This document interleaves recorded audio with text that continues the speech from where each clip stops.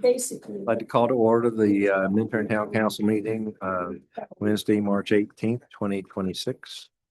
Roll call, please. I'm here. Dusty here. Then here. Brian here. Eric here. And Earl is here. Do we all please stand for the Pledge of Allegiance?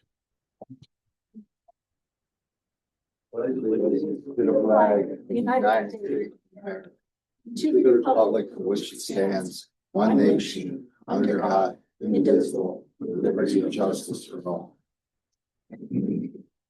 All right, next thing is the approval of the consent agenda. All we have are minutes in it. So do we have a motion? I'll make a motion to approve the consent agenda. Second. Motion by Gusty, second by Eric. All in favor? Aye. Opposed? All right. Next, we have approval of the regular agenda. Where did our town manager go? Do we have any amendments to the? Okay, no amendment there. We have a motion. I'll make a motion to approve the regular agenda. I'll second that. Motion by Eric, second by Gusty. All in favor? Aye. Opposed? Okay, next is declaration of conflicts of interest. Is there anyone on the board that has any conflict with any agenda item this evening? Hearing none. Open it up to public comment. And anyone who wishes to address the council on any concern that is not on the agenda, this is now's the time to step up to the mic.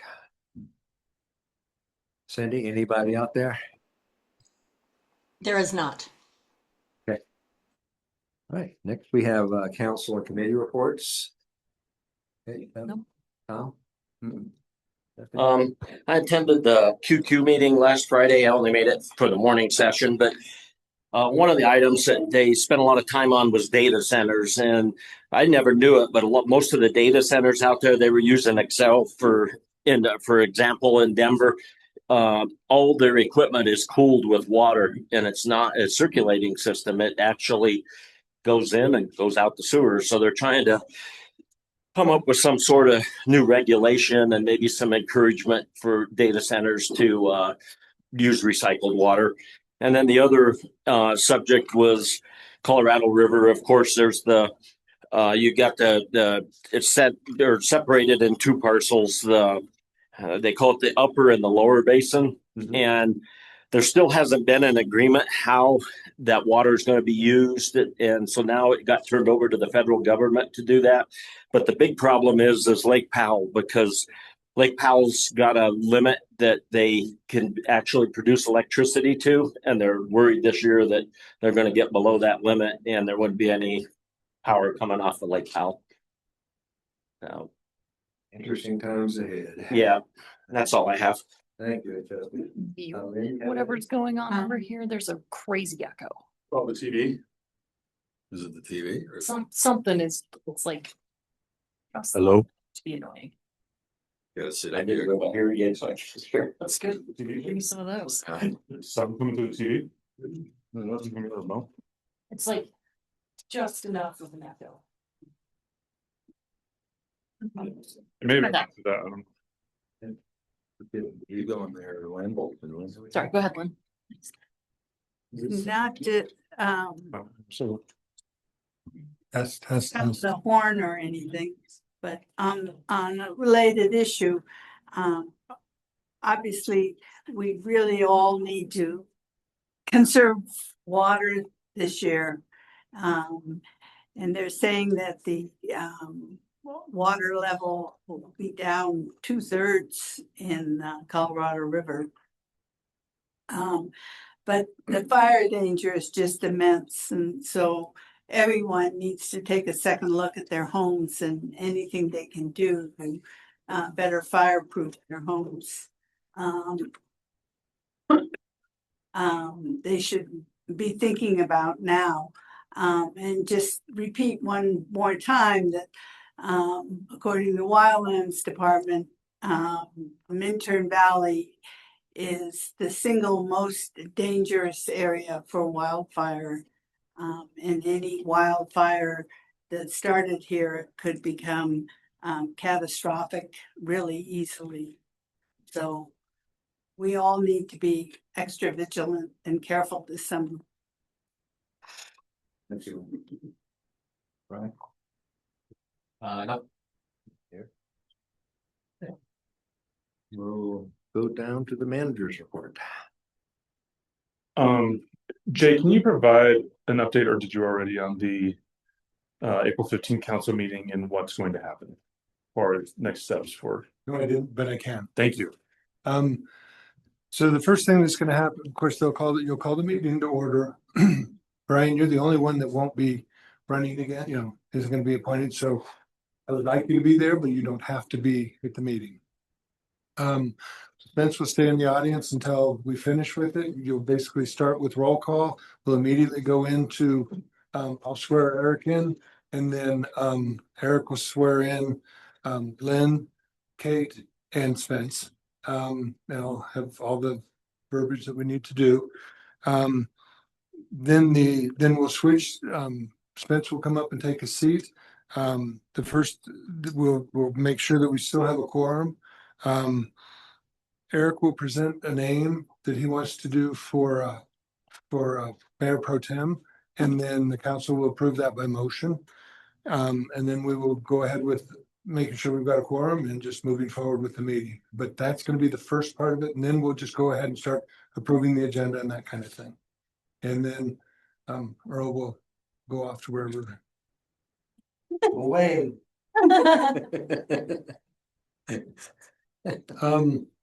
But on February 6th, I believe it was, we did go ahead and basically pass the resolution that appointed everybody as a council member, and declared them elected and canceled the election. So we don't have to do any more with that. All right.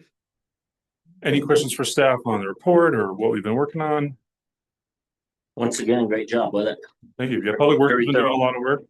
Been painting railings, doing a lot of stuff around here. So really appreciate them. Okay, so next on, Actually, sorry. Quick question on the street lighting. Yeah. Do you have designs for what the lights might look like yet, or? Those ones that were in the report, those, I can send them again. Yeah, they were a teardrop. They were holophanes. We got quotes. They were pretty affordable. So I can send that back out to you. You can take a look. Yeah, I remember that. We thought about that for 100, 200 block. Right now we're working with Excel. We just got an email from them this afternoon trying to figure out maybe the best way to provide electricity, and then how we're going to route that while trying to avoid disturbances on Main Street. And then we may have to look at working with property owners on easements for installation and then allowing some space so they're behind the sidewalk out of the, the minimum 4-foot clear zone. And that's kind of where we're at with that. But I'll send you some information. I was looking at the pictures of the public works building and all the work they're doing over there. Yeah. Would it be cool to do like a first Friday over there at some point and allow the community to like look around it, or like most people have never, I've never even been. Yeah, we could do that. We just got a new lift, and then we're gonna get that truck from Vale soon. So maybe when we get that, just showing people like what we've been working on. What we Touch a got. truck for the kids and stuff. Yeah. I don't know. It might be like a cool way to get people down there. Maybe we could coordinate with the night out. We could talk to Cindy about that because they do the Eagle County Sheriff's Office, the night out thing, and we could just do it together. That'd be fun. Cindy, is that summer or is that spring? It's summer. It's the first Tuesday in August every year. Oh, okay, so that's a ways, but maybe we could do that. that new lift looks excellent. Yeah, we got a good price on that. Okay, so legislative update. Yeah, so we have Laura Hartman online from Eagle County. Commissioner Matt Scher brought this up actually in the fall for the first time about this issue that they've been experiencing, and I know other counties in Colorado have been experiencing. So we want to talk to you about House Bill 26-1233. And I've got Laura online who's going to explain, and she sent me this handout that I wanted to give to you Okay. on this bill and what's going on with it and why it's kind of important. I have to turn the TV volume back up. Hi, Council. This is Laura Hartman, Senior Policy Analyst with Eagle County Government. Thank you for having me here tonight. Thank you for joining us tonight. And she's the policy director for Eagle County government. So yes, we're ready for you. So I'd like to talk a little bit about House Bill 26-1233, and this is property tax proceedings for non-residential property. And this is a CCI priority bill, so it's something that has broad support from counties throughout the state of Colorado. And it is essentially making 3 changes to property tax abatement procedure. The first is addressing some information inequity by introducing what's going to ultimately probably be a petty offense instead of for failure to comply or for reporting misinformation to the county assessor. So what we see happening exclusively with non-residential properties in Eagle County is that some of them come in at about 60% of them actually come in at the 11th hour. They miss their initial filing dates for disclosing income information to the county assessor, and then they appeal their case later on and provide what amounts to a new set of books. And that makes a fair and equitable property tax system really difficult for the assessor's office. So we're introducing penalties to try to prevent that behavior, to deter some non-residential property owners from delaying the submittal and encouraging more accurate data at the front end of the process. And a second component of the bill is to allow counties standing in the venue of the case. So once an appeal starts, a property tax appeal starts, the taxpayer, the property owner, has the ability to select the venue. And most often they select the Board of Assessment Appeals. And the Board of Assessment Appeals is set up well to determine valuation of property and to make good judgments about how a property has been valued. But we see some large non-residential property owners bringing a lot of legalese, legal tactics, delay tactics, and things like this to the Board of Assessment Appeals. So what Eagle County and CCI are looking for in this bill is to give the county the ability, when certain conditions are met, say a property is valued over $10 million, there's extensive discovery or legal issues in the case, that the county could request to transfer that to district court. And the district court would have to verify that those conditions are met.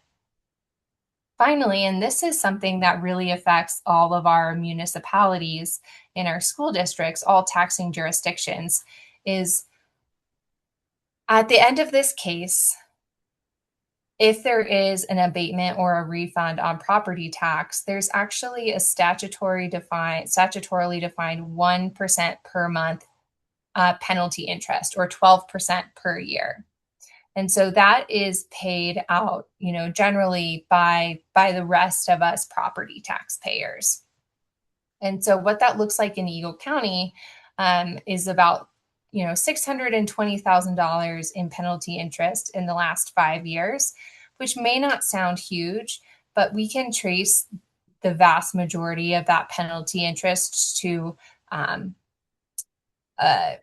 handful of large non-residential property owners. And so we see that some sectors and some individual owners have been able to earn up to an average of 16% penalty interest, where many other groups are earning something closer to 0.5% penalty interest, because these cases are being resolved much more quickly. And so that's what we're looking to do with the bill, is mitigate that penalty interest, ensure the appropriate venue for complex and high value cases, and then introduce legal penalties for willful misrepresentation of income information in the non-residential property tax sector. And this bill is in committee tomorrow at the House Finance Committee. Do you think we'll get any traction? I think we have some traction, and there is a little bit of opposition and some requests for amendments, but Eagle County and CCI have been meeting with a lot of stakeholders like the Bureau or the Board of Assessment Appeals and the Colorado Assessors Association and others to we're going to be introducing about 7 strike below amendments during the committee tomorrow, I believe. So that will hopefully address some of the concerns that we've heard so far. So I just wanted to take the time to introduce the bill and see if you had any questions. This is something that is important, I think, for municipalities to be aware of, because you do receive property tax and you do pay out that penalty interest, but it's really a kind of something that the county works on, and we take on these legal issues, and a municipality wouldn't necessarily be aware because it's all handled through the treasurer's office. You don't see you don't get it like an income statement of here's what your property tax revenue would be, here's what was abated, and here's what was paid in penalty interest. You just receive the funds. So I don't have any questions, but I would be in favor of the town formally coordinating with Eagle County in support of House Bill 26-1233 and communicating that position to our local state legislators. Wonderful. Thank you. Everyone else thumbs up? And I'll try to get out a letter before the committee tomorrow on your behalf. Right. Okay, wonderful. Thank you so much, Robin. Thank you, council, for your time this evening. Thank you, Laura. Thank you, Laura. Okay, so no special presentations. We're off to business items.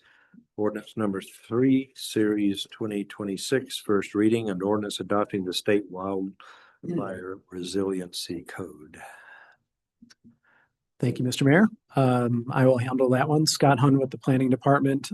With me tonight is Kevin Rindy.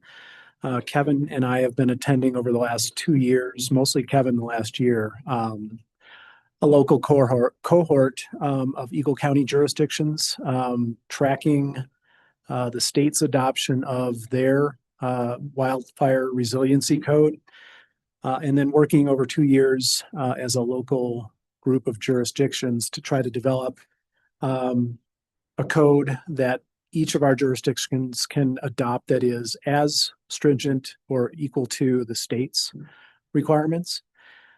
So that's kind of the intro. We are not adopting the state wildfire resiliency code. This would be the Town of Minturn Wildfire Resiliency Code. As Council Member Feiger just pointed out, we know we've got some challenges ahead, and that Minturn, along with other areas of our county, are included in a big red blob on a map that shows a lot of high wildfire hazard.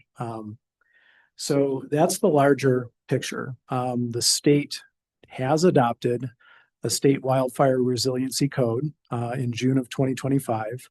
Shortly thereafter, the state created a state of Colorado Wildfire Resiliency Code Board, and that board is set up to enforce the code and also to work with jurisdictions across the state when they are given the opportunity, either as an individual jurisdiction or as a group of jurisdictions, a regional approach to develop their own code. Again, that is equal to or as stringent as the state's, but is more tailored to the local community.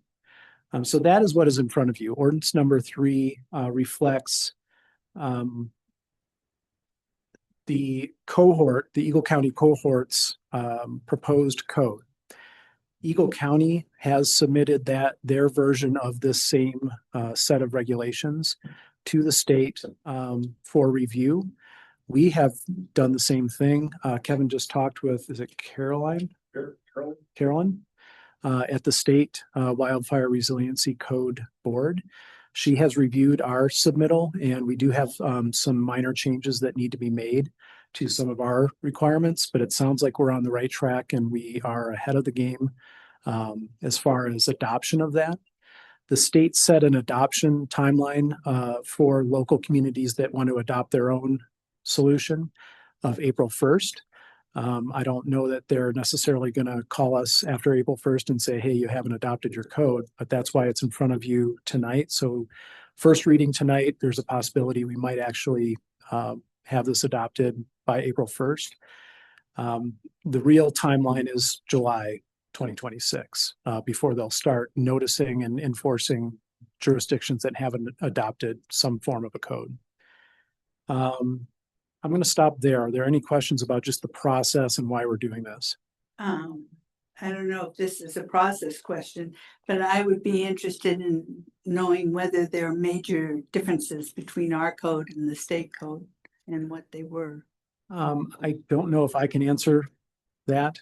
Kevin, I don't know if you have any sense of that. I think the bottom line is that we want to adopt a code that is implementable and enforceable with consistency among jurisdictions in our county, and that it has to be as stringent in effect as the state. So that the state reviewing our submittal saying, yes, this is meeting our base level of requirements is a good sign that we're meeting that. But I don't know what the particular differences are.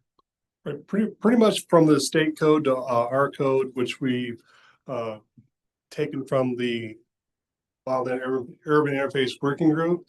We just have to hit the structure hardening, landscaping, and a few more other components in this code, which we have and which the Eagle County has. So we're right up even with the state code.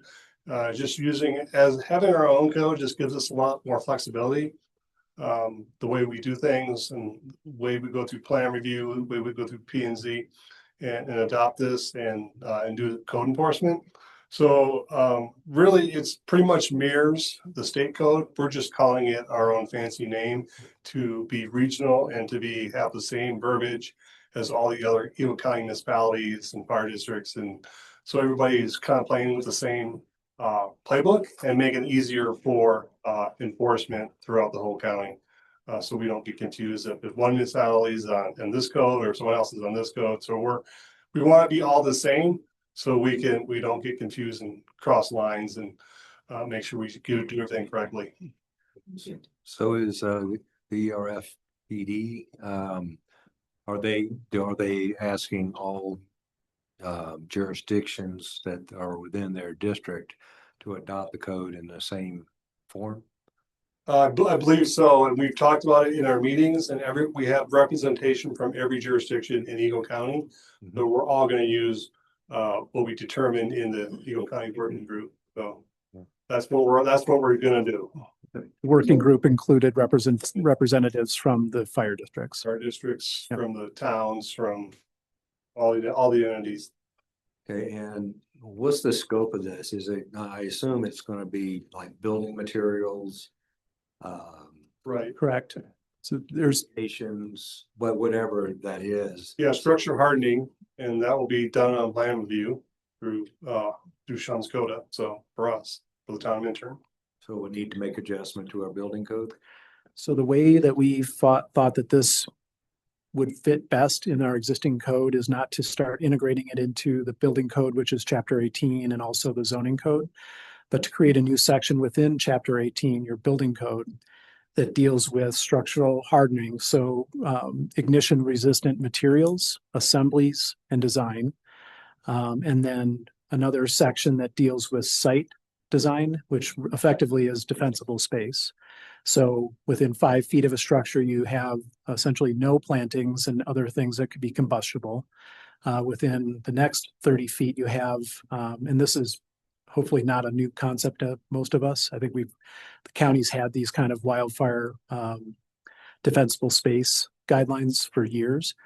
But that next 30 feet is where you get into trimming of trees for remodels or things like that, or if it's a new development, landscape requirements for where trees can be placed, how far apart they can be. I think there's a 10-foot minimum between the crowns of trees. That's within that next 30-foot zone. And then out to 100 feet are additional modifications. Thinking about this town, I don't know that we have many properties that have 100 feet this way or 100 feet that way. It's really going to boil down to those first two zones of defensible space right around a structure and then out to the edge of the property. The last part of that site design has to do with long driveways over 150 feet. Again, I don't envision a lot of long driveways in this town, but if we were to be presented with a driveway that snakes its way up a hillside or something like that, there's requirements effectively that allow for 30 feet from the edge of that driveway out, where vegetation, plantings or pruning and those types of things ensure that there's effectively defensible space and that you're not driving through a corridor of fire if you're trying to get out of that. I think that's how I read those requirements. And one thing that will change the look of Minturn, but I understand the necessity, is no wood fences near the house. I saw that in there. It's like treated wood, right? Right, and again, this is for new For new construction, not existing. And we want to make that clear. This is new construction or a major remodel of over more than 500 square feet. So we're not going to go around town and start chopping down trees and doing all that stuff. It's just these requirements for all the new stuff. So, But that was my specific question on the whole thing. Was the new construction seemed to make sense to me, but the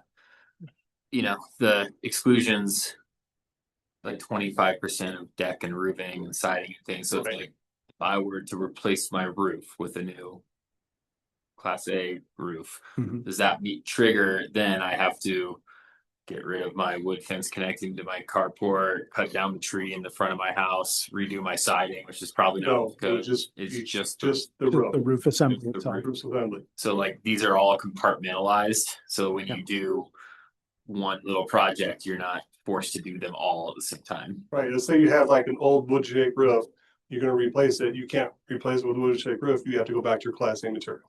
Yeah. And so I just make sure I understood correctly. Let's say you got an aspen tree right in the setback of the side yard. And what's in the radius of 30 feet? Is that what I was understanding? So there's 5 feet surrounding the structure itself where effectively nothing should be planted if it's, and then from there out to 30 feet. And let's say you had to replace your wood fence, would you be able to replace it with a wood fence, or would you be required to put something else there?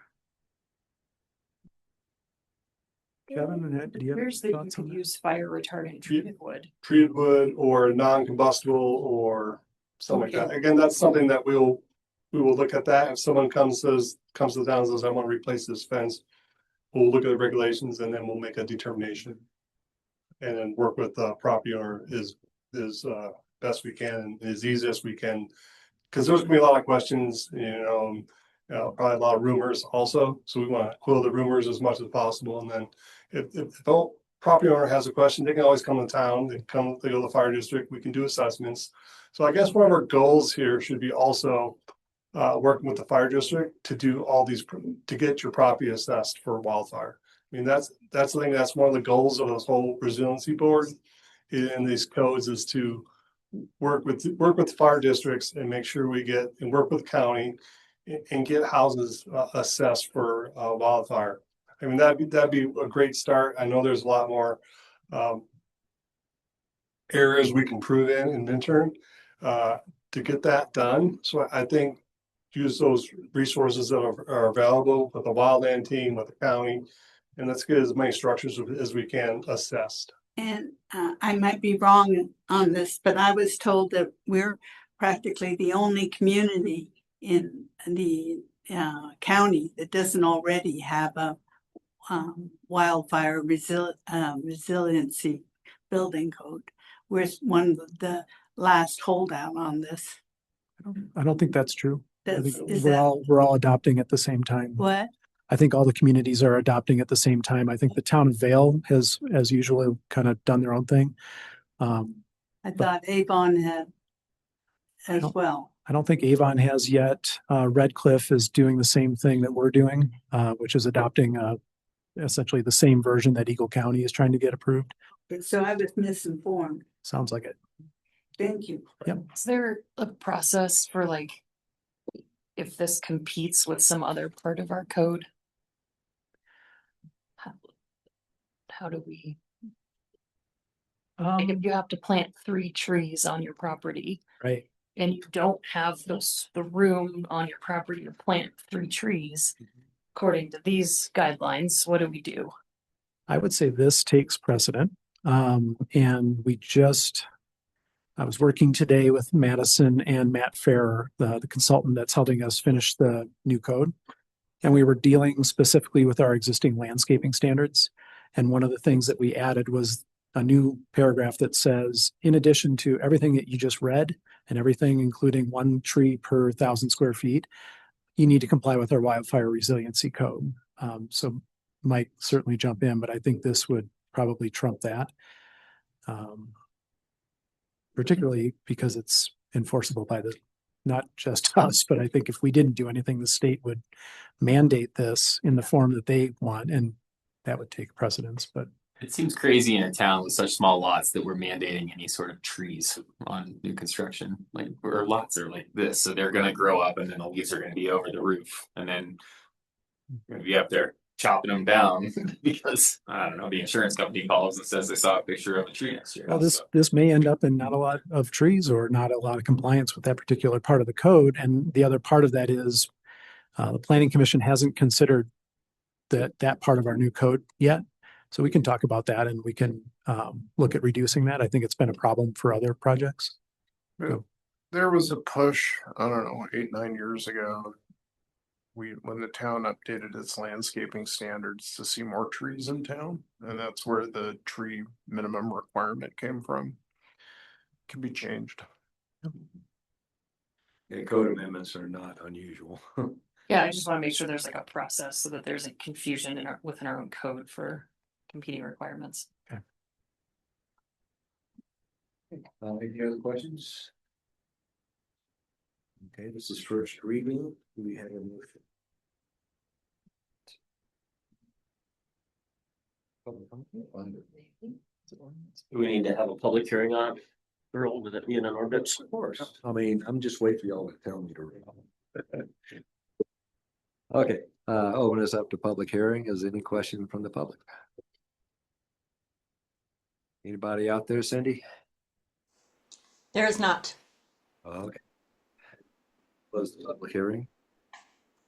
I'll make a motion to the Town of Minturn Ordinance Number 3, Series 2026, Ordinance of the Town of Minturn, Colorado, amending Chapter 18 of the Minturn Municipal Code to provide for adoption of the Town of Minturn Wildfire Resiliency Code as approved by the state of Colorado. I'll second that.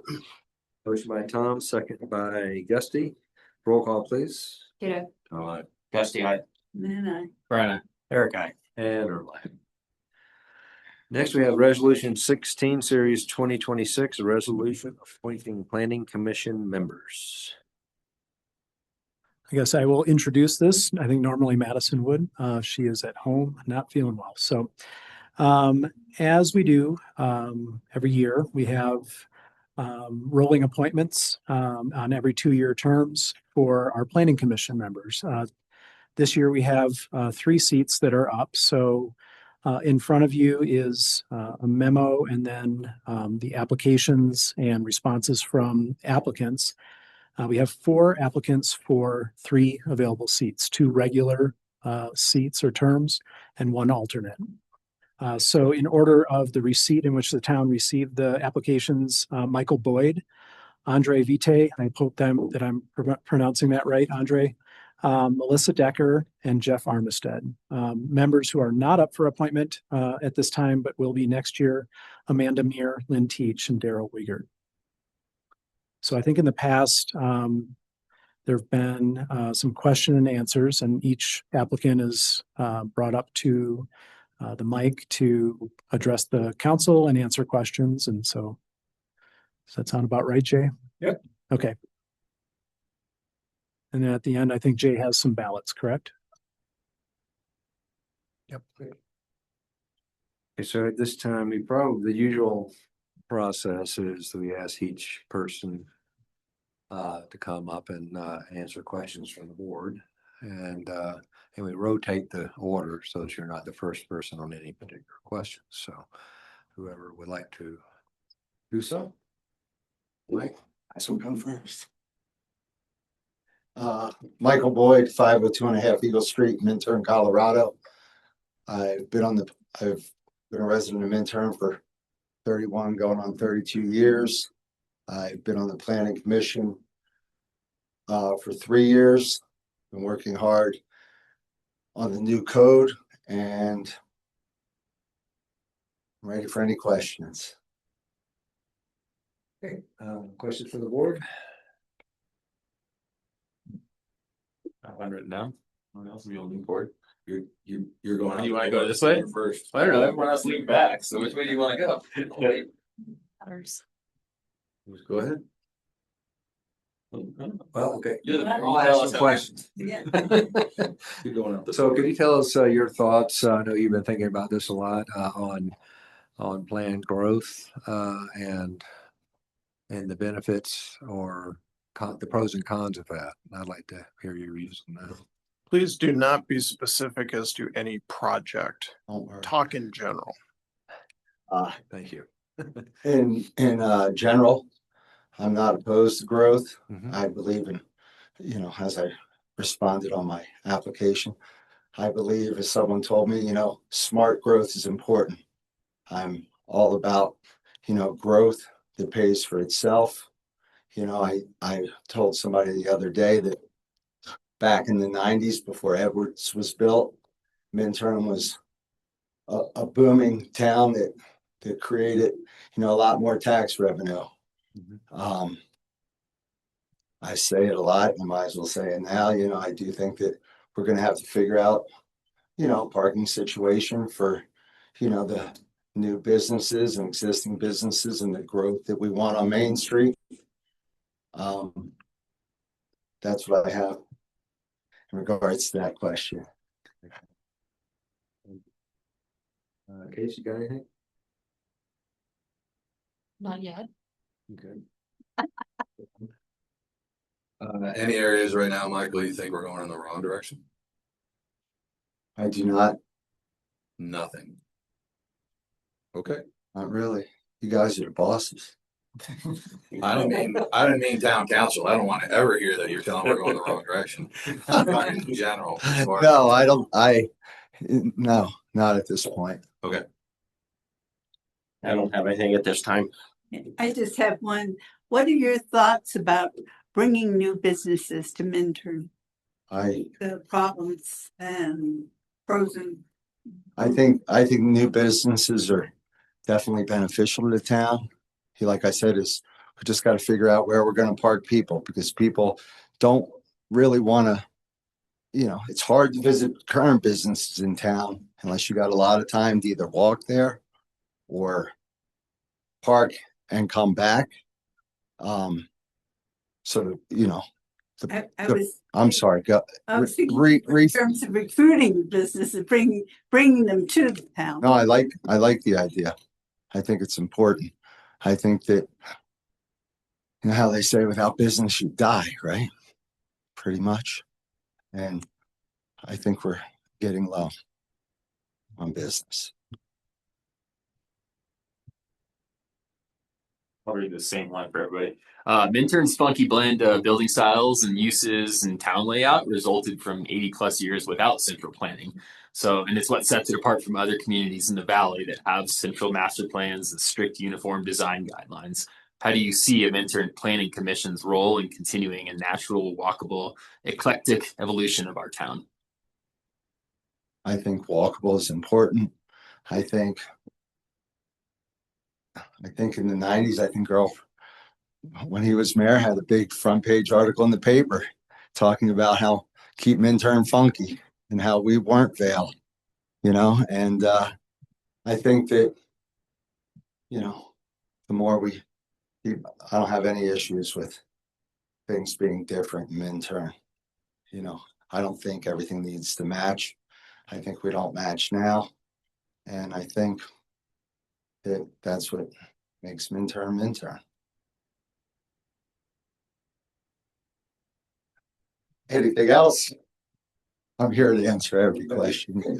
Anybody have another question, or do we go ahead and move on? No, they're all specific to things that Mike just shut down, so. Lawyers, what do you do? Okay, thank you, Mike. All right, thank you.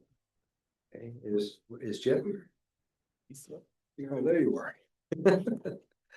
Jeff Armistead, 1632 Main Street. I've been in town for 28 years. I've been sitting on this commission. I'm really, I've been honored to sit on this commission for as long as I have. I hate to say it, but I actually like it. I've learned a lot in the time that I've been sitting on the commission.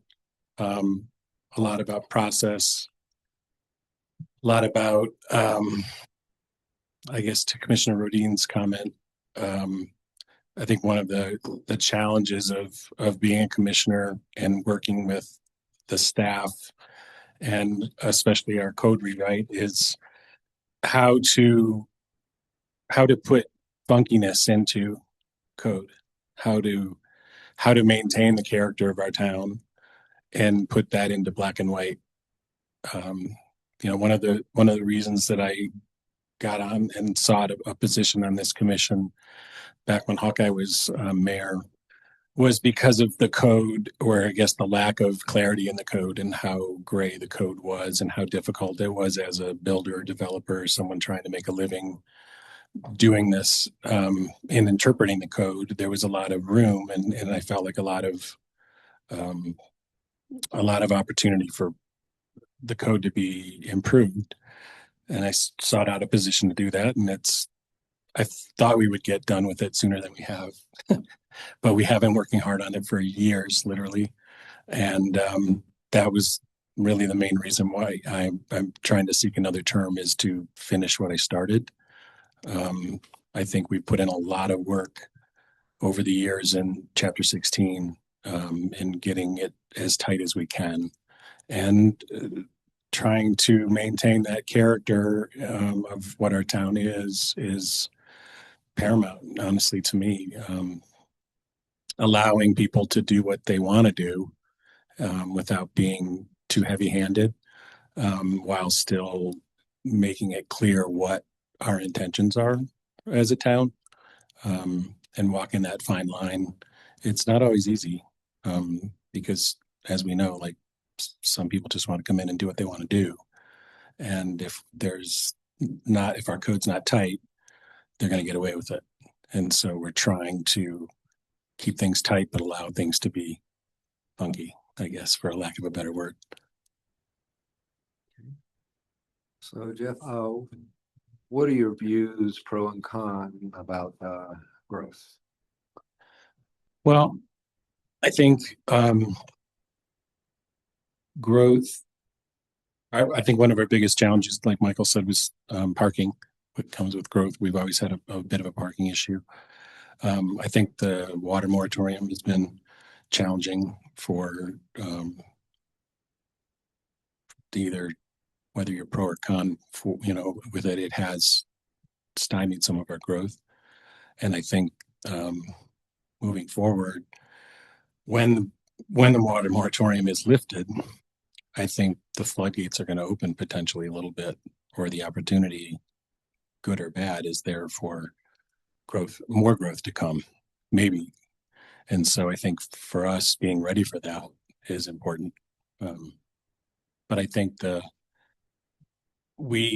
kind of learned over the years that growth is important to run a town.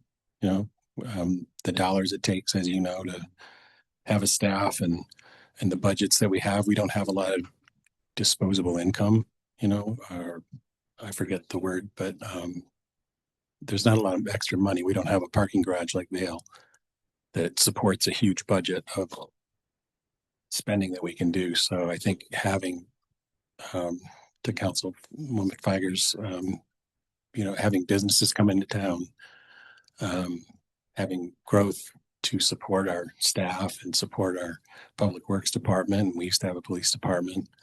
I think just there's a smart way of doing it. And I know that you guys know as well as I do that the challenge of doing that in the right way so that we have the money to do what we want to do and yet not lose our character in the process is important. Questions? We keep referencing funkiness. We all talk about it. I won't say any names, but certain developments don't look very funky these days. So while I appreciate we're all endeavoring to tighten the code, you would probably acknowledge that tightening the code in some ways removes that creativity to some extent. That's it. Parking aside, growth, I think you and I both would agree that the growth has already been established with the current and upcoming developments post-moratorium. So besides parking, assuming all to include the 800-pound gorilla down there come to fruition, what do you see as the biggest challenge at that point? I think from P&Z standpoint. Well, again, I think that's always and we've been briefed on this more recently than normal, but I think being able to ask the right questions in hearings that are not pushing something or trying to have an agenda to push something that's not provided for in the code. I think it's where we've been, I guess what we've learned over some of the years is just ways of trying to assess land use developments and applications that come in a way of that, we're not trying to impose our will on something, but we're also working with what we have to, I guess, try to help the outcome, have a bigger picture of what the outcome is going to be given the limitations of what's in front of us. And it is super hard because, like you said, the code allows uses by right, and it's not any of our jobs to tell someone that they can't do something that they have a right to do. It's just maybe framing it in a way that keeps people honest with the character of what they're trying to do with, given the history of our town, I think is maybe we're trying to appeal to their softer side of their character of, I guess that's my answer. I'm good. I guess is kind of the white elephant in the room, but so I believe the only big development that's coming up before P&Z and during your future term, if you're appointed, is going to be the project Midtown project. How will you handle the conflict of interest, and do you see any problem with that? No, I feel like I'm assuming you're talking about my own project. I feel like my own project is far enough down the pipe where the design and the everything that everyone has seen to this point is there's nothing that's really going to change there. So it's either going to move forward or it's not. There's nothing that I have, there's nothing I can do about it either way. I feel like if it was in the early infancy stages of that, maybe somebody could have a problem with a conflict, but I don't see that as being an issue.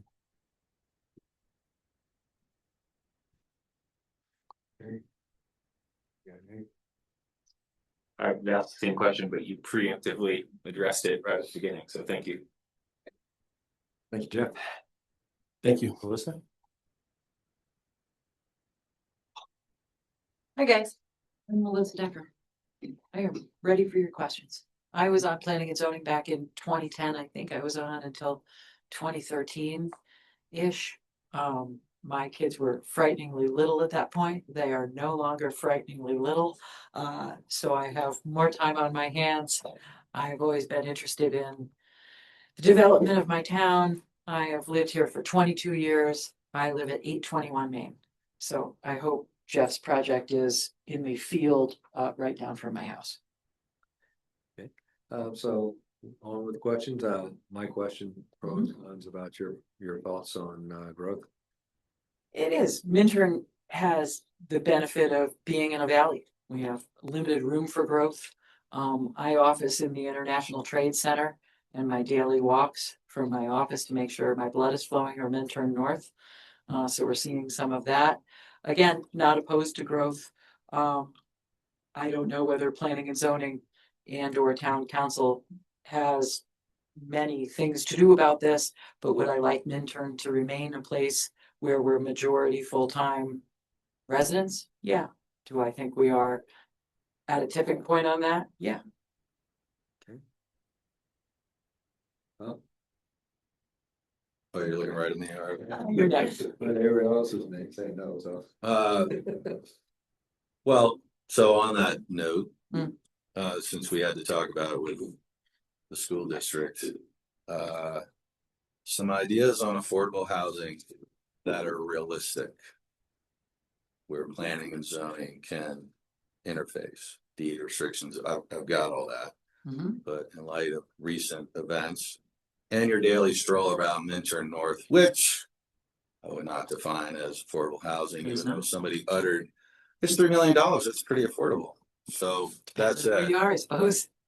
with the expectation that we want primary homeowners in the valley here specifically. Mhm. So your thoughts from planning and zoning, from what you know from prior, your current job, et cetera, as to ideas to better incentivize that situation for all players, developers, et cetera.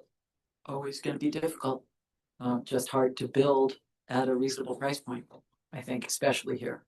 I did a little time working up in Leadville for Lake County. Saw the effort they've had to put in to try to get their first 24 affordable housing units. It is no easy feat. Where would it be? Is Malloy Park room for it? I mean, it's about the parcel. States incentivizing to a point. Especially, Leadville had a lot of luck with state funding, not quite enough to make it easy. But Minturn would probably be able to be in a similar zone. We don't have any affordable housing projects. So the first is an opportunity. But obviously it would be a cooperative effort between town council and planning and zoning to get something like that off the ground. Would that be great? Yeah. I remember, and many of you remember, when Minturn North was going to be tiny homes. That was a missed opportunity. Would I like to live in a town that can sustain young families? Yeah. I think we're at a real rough sort of place for that right now. That's what brought me to Minturn.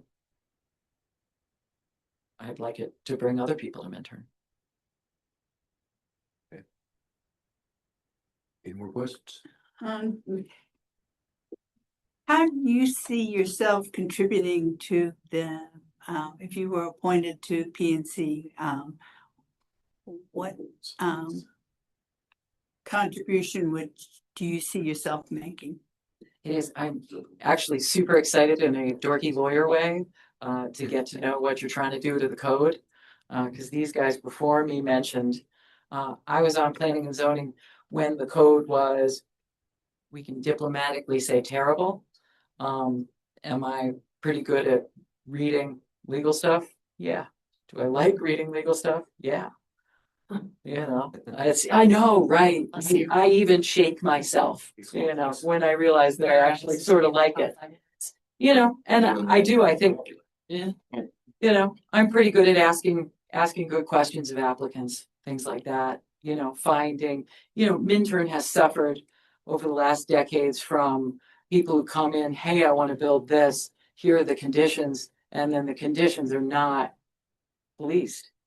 Do I differ from some of the people before me and like the idea of living in a town with trees? Yeah. I also know that none of the landscaping conditions that were placed on development back in 2010 to 2013 were enforced. That's why we don't have trees. I think we can do that and have wildfire resiliency. Another thing I would bring to planning and zoning is, used to be an environmental lawyer. Do I know a lot about fire? I do. I was an environmental lawyer when that Deckers fire was burning. Do I know how lots of these things work? Yeah. It's hard. It's hard. None of us want our houses to burn down, but living in a town with some trees would be great. Again, back to Minturn North because it is my daily walk. Oh God, are they going to plant trees? I sure hope so.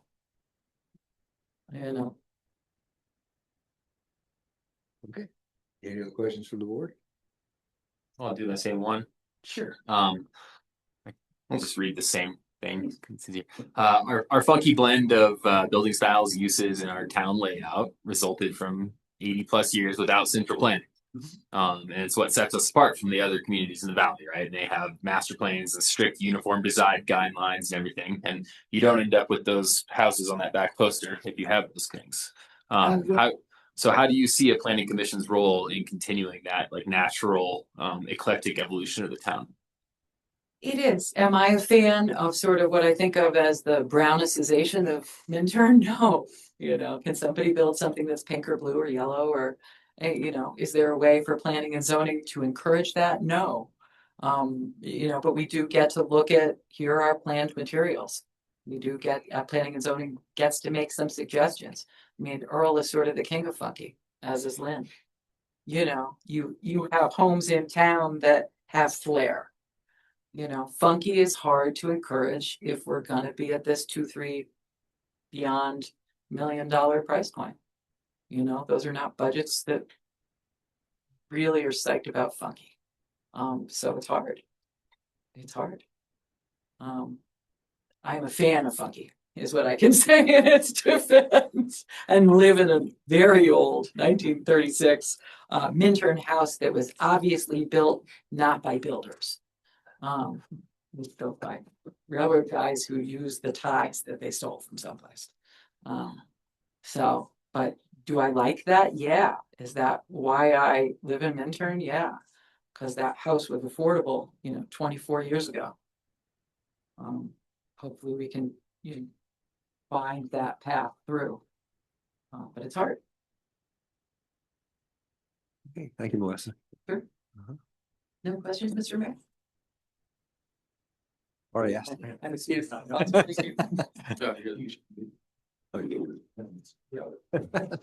So I don't believe Andre is in the audience and he's also not online. I just checked with Cindy and Madison just to confirm that everyone was notified that they need to be here tonight. Sounds like they were, so I'm not sure what happened to Andre. Okay. Well, we'll go ahead and move forward with the ballots, I think. So again, it was two regular positions and one alternate. Rob has a couple, I didn't know how many this was going to take, so I did 5. If I do one, you need more, you just need one in one packet. And then give it, right, and give it to Earl and every ballot has a name on it. So make sure it's your name. The 2 highest vote getters will get the regular term. The third highest voter will get the stand-in. Alternate. And just for those that are running, an alternate, you show up to each meeting, you get paid for each meeting. If Jeff has a conflict, he won't vote, but the alternate would at that point. And that way we have a full quorum every time we should ask, is it like 1, 2, 3, or how do you want us to? Oh. Yeah, 1, 2, 3. More. So 3 is the alternate, bro. 3 would be the right. Huh. Okay. Okay. I'm sorry, they were talking, what'd you say we're doing? 1, 2, 3? 1, 2, 3, 3 is the alternate. I'm gonna need a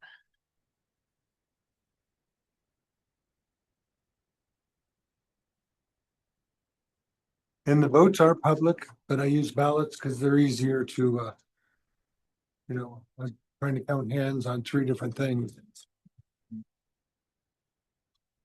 And everything. Yeah, right. Oh.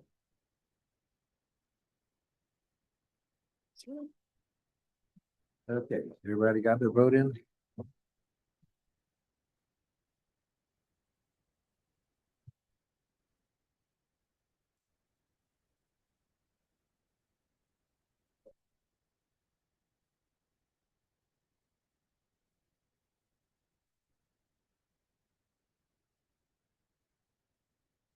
Rob, quick question for you while we're going through that. Did you need direction on the? We missed a bill. Yeah. Yeah, sorry.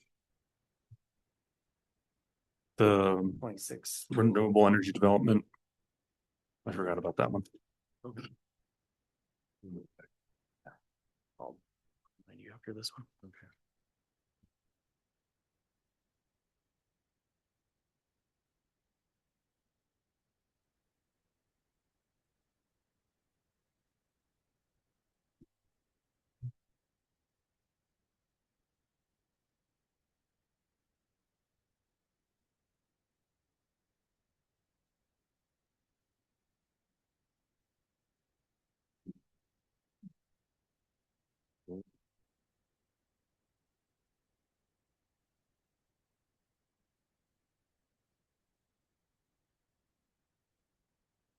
Can we just collectively say yes to that and move on?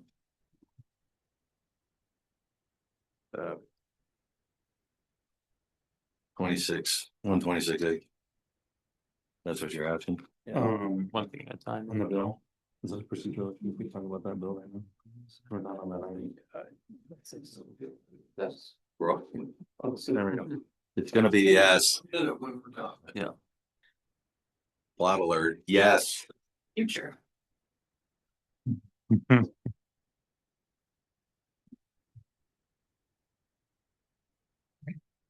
Actually do this on the first vote. The 2 that will get the regular seats are Melissa Decker and Jeff Armistead, and Michael Boyd gets the alternate. And so when you do the motion for the seat, if you would put them in that way.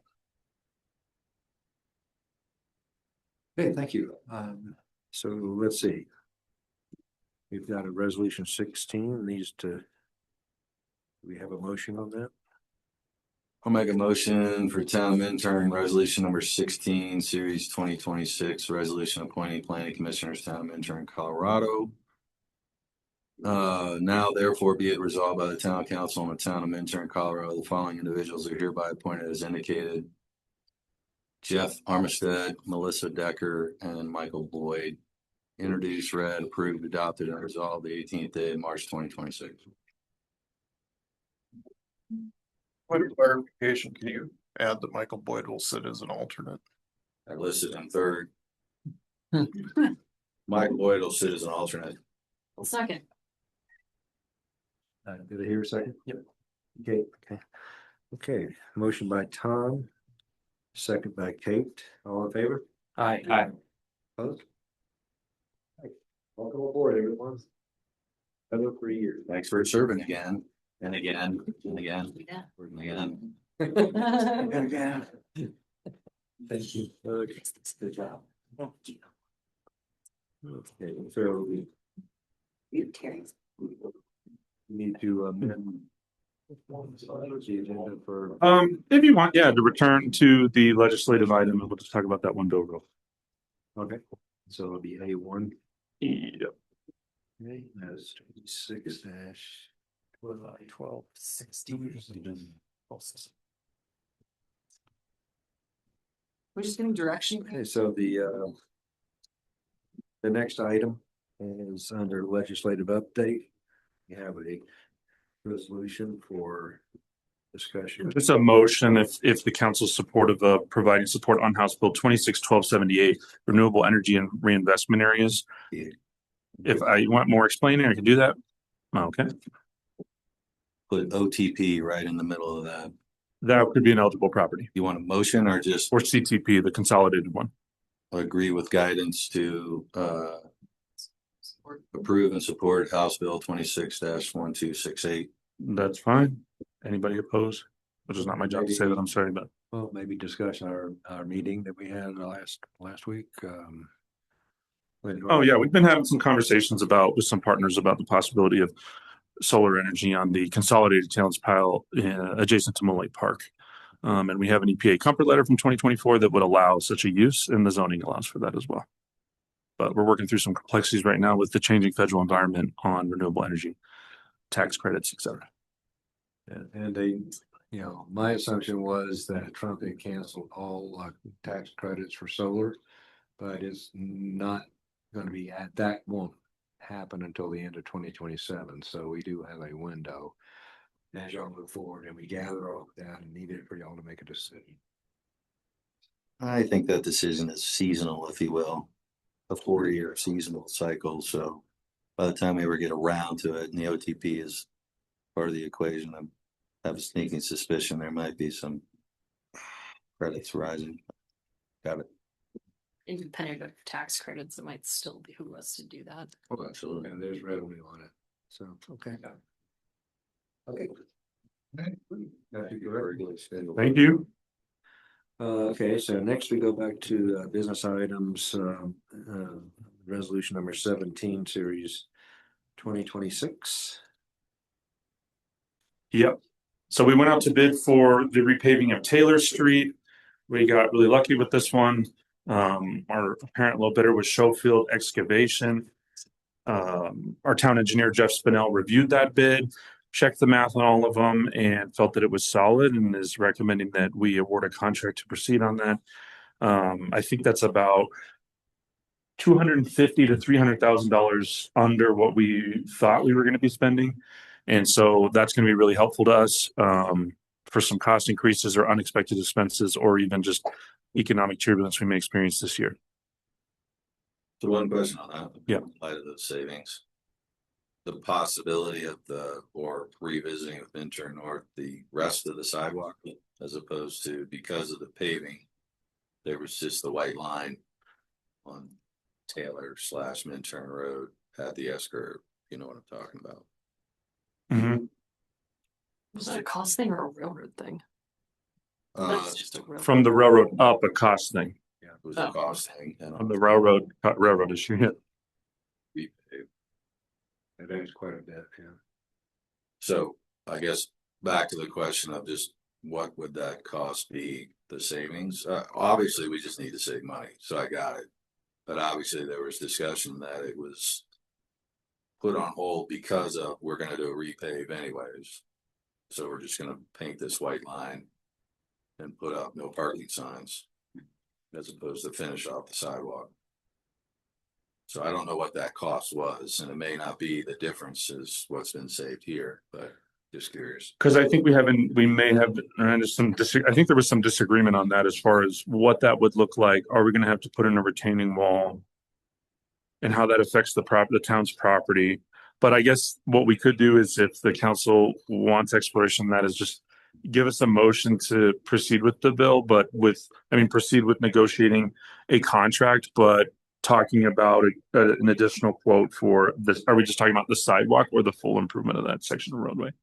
So I thought we were agreeing last year. I know it was a little bit because of cost, but we paved up most of that with blacktop, and then it met up with the sidewalk, but it was wider to make a walking area off to the left. Mm-hmm.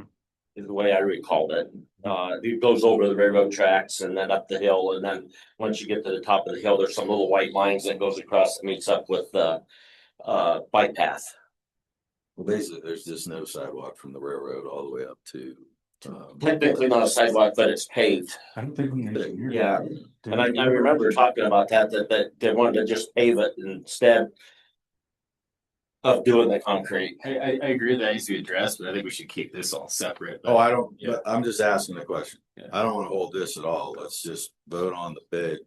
I'm just asking in regards to cost differential, if it's even in the realm. It may be far more expensive than the amount saved here, so it's a moot point. I'm just curious. To do concrete sidewalk. Yep. Why don't we just say, let's negotiate a contract, but let's look at the option. And then I'll just go to Jeff tomorrow and be like, hey, council wants to know what would we be looking at on cost feasibility here? And I just want And I to, think he came up with something on it, and I know that's why we ended up doing the blacktop. oh yeah, I mean, I think we came up with options A through Z on this one. but that was also in conjunction with the other side of the road, the whole problem, which that's going to get somewhat addressed, the standing water. Yeah, but the thing is, it's like we would be doing concrete basically to railroad right away, and then it would stop.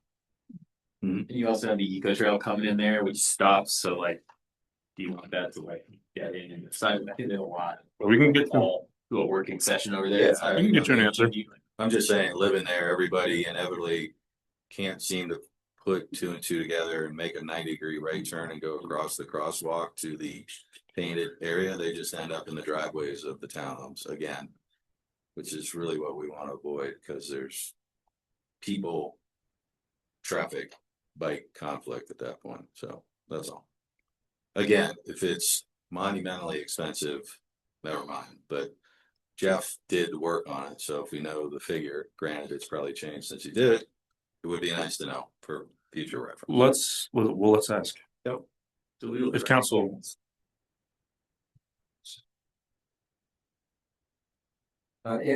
In my memory isn't great on this, but it seemed, I for some reason I had in my mind that the Taylor Street residents didn't want a sidewalk on the west side of the road because it would cut off their parking on that side. There is no parking lot on that side of the road. No, anyway. No, not a parking lot, just, No, No, there's you no, can't park there anyway. there's no parking on that side of that shoulder.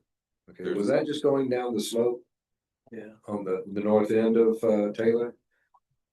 They did it for like farmers markets. every once in The a while. west side of the road now has signs that say no parking. Okay. All the way along. So there's, because it's a sidewalk, It's a even walk. though it's an asphalt with the, I got it. Well, I Yep. put out in the caveat, so I'm wrong. You're in Nashville. Stop asking questions. Okay, any further discussion? No. Anyone want to make a motion? I'll make a motion to approve resolution number 17, series 2026. A resolution approving the award of construction contract between the town of Minturn and Schofield Excavating for the Taylor Avenue Road Reconstruction Project. I'll second that. Motion by Gusty, second by Lynn, all in favor? Aye. Opposed? All right, next is additional information for the treatment plant financing proposals. yeah, and we should have our municipal advisor online. And he can kind of overview what has happened since the last time we went back to these three banks.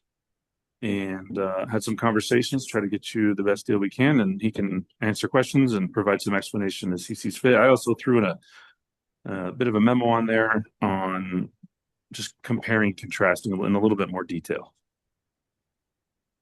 Yes, thanks, Rob. Good evening, council. It's good to be with you all. I actually appreciate Rob's memo. I think it summarized a lot of the issues. So when we last discussed this topic, we narrowed it down to kind of three choices, and we inquired with the banking institutions to make sure that we're basically measuring each proposal as much oranges to oranges as possible.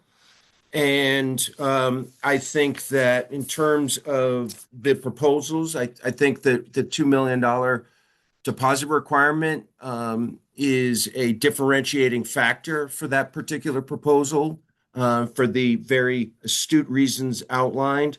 I think it's important to point out that with that $2 million requirement, as noted in the memo, we don't know how long the rate or yield on that account. We don't even know how long that would be in place. because that is subject to change. And granted, I believe the Colo Trust is also subject to change each day. But in Colo Trust, we know that we're getting the absolute maximum yield and liquidity for the town's resources. And I think that's important to point out as far as your all's fiduciary duty goes. And then as the other two proposals that we're looking at, for me, always focusing on that average annual debt service, but also looking at a balance of length of fixed interest rate term as well as repayment term itself. And so ultimately, I believe that Columbia provides us the most certainty without really including the consideration of deposit. I think ultimately, as outlined in that memo, it brings up a number of issues. I think the fiduciary duty one is pretty important on that topic. And so for me, I believe that the monthly impact to ratepayers is very, very close to one another. And we have to bear in mind that these are not final rates. We're hoping to make that selection tonight so that we can explore what options the town has to lock its interest rate through closing. And that would allow us to, if we elect that option to lock the rate, that means the rate wouldn't change until through closing. So there's a little certainty with that. And I think by selecting a bank tonight, we can at least analyze and explore those options to optimize the outcome for the town. That is, look at the rate that would be offered to be locked through closing and do an evaluation. I would do an evaluation to see, hey, what's the risk of this rate going up between selection of a lender and closing? And so I think each option presented to you provides some form of a rate lock or another. And I think ultimately, based on what was presented to you tonight, that at least in my eyes, Columbia has a compelling case.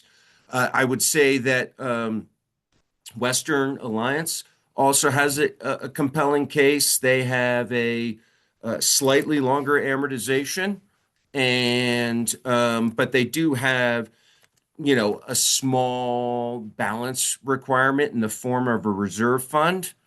That's, I think, just a few $100,000. And so that's the only reason why, for me, Columbia stands out, because they're not asking you to fund a reserve fund. And so no other bank other than Western Alliance, maybe one other bank, proposed funding a debt service reserve. And that was clearly stated in the direct lending solicitation that it was the town's preference not to fund one of those reserves. I'll conclude my comments there, and I'm happy to field any questions or feedback. Troy, this is Mike Sawyer. Real quick. Hi, Mike. The Alpine proposal on the 2 million, do they just want those deposits, or do they want that cross collateralized with the debt? It wasn't clear to me that they were cross collateralizing it with the debt. To me, that the way it was presented, Mike, it was presented to me as a pure deposit play and not related to supporting the financing. Okay. Can I ask a couple questions? Yeah, absolutely. When we met as a team with Alpine Bank, he specifically, and I think this is the other thing that's really irritating to me, is we don't get to see any of these proposals. We're usually really transparent with everything. All we're doing is seeing a spreadsheet. We have not seen a proposal from Columbia. We have not seen a proposal from Alpine Bank. All we do is see these spreadsheets. I feel we should see the whole proposal that they're proposing. But when we met with Alpine Bank, they specifically said that they knew they couldn't match Colo Trust, but they would be within 25 basis points of Colo Trust all the time. And if they couldn't, all of our money could go back to Colo Trust, that they would not need it anymore. It would go back, and I know it's in that, because I remember Jay showed me it was in that proposal. And That was not mentioned in this. And I know you sat there and heard that, Troy, when he told us that when we were on the phone meeting with Chris Roberry. and Yes, that sir. makes a huge difference. And yes, we do have a fiduciary responsibility here, but the debt service is $500,000 difference, $500,000 cheaper for us if we use Alpine, a local bank, than if we use Columbia. The fixed interest rate is 3 years long, 13 years rather than 10 years. And even if it costs us $6,600 a year over 10 years, that's 66,000 over 27 years. If we were to hold it that long, I don't know what the math is, but it's maybe 180,000 or something. It's certainly way less than the certainty of the $500,000 extra we're going to be paying to Columbia. So I don't get why we would want to go with Columbia. I mean, there are other values other than absolute certainty. And particularly in light of what Gusty just said, it seems to me pretty clear that we should trust a local bank more and feel more comfortable working with them than a bank in Ohio, particularly when that local bank is giving us a better deal. And that's our fiduciary responsibility, even if we have to pay an extra lose $6,600 a year in interest. And yes, we should nail down in the written documents what Gusty just provided, and that shows why it's so important to have a council member attend those meetings. And actually, in that meeting too, we came up with the 2 million. We threw that number out. He didn't throw it out. We really need to touch base with him if the 2 million wouldn't work and see if that's something that's negotiable. I just don't think we followed through after the phone conversation with him. The other thing I have, Troy, is on your last spreadsheet, you had Columbia Bank listed as a 2-year cash prepayment, 7-year refinancing. On this one here, you have it 5 years from closing. What is it? I mean, we have two different numbers since the last meeting. And are you figuring the 5 years from the time we start drawing on construction money, or 5 years when the construction's done and we go to the permanent financing? It's not clear. Okay, so let me address the last question first, Gusty, if I may. The prepayment feature was changed because we had a discussion in February, I believe, that the 2-year prepayment with the 7-year option, the 2-year prepayment with cash only, but the 7-year prepayment feature, it struck me from the conversation we had, and I'm happy to look back at it, but I felt that there was some confusion, and so we talked about just changing it to 5 years. If my memory is mistaken, I apologize for that. I was simply trying to ask Columbia to be a little more simplistic and straightforward with their prepayment feature. And so it's 5 years from closing, Gusty, to answer your specific question. Now, when do you figure closing? Do you figure that when we do the construction or when we do the permanent financing? Because we're going to borrow for 2 years to pay it off as we go. And then we go to the permanent part after the building is built. Well, all the options in front of you provide that construction through permanent financing. The rates that we get at closing will not change at the end of construction for the permanent financing. So the question is, though, is it 5 or 7 years? Do we include the 2 years in with that, or is it 5 years from the time that we go to permanent financing? It's 5 years from the date we close this year, Gusty. That's this year. We don't have the building done for 2 years. We're borrowing money for 2 years to pay for the building as a construction loan. We're not borrowing all of the money up front. We're not going to go take a $10 million loan out. We don't even have the building built. I see what you mean. You're talking about a construction draw feature then, Gusty. Yes, the construction draw. I want to know when we're going to start when our 5-year period is up? Is it from the time we're done with the draw, or is it from the time when we start the draw?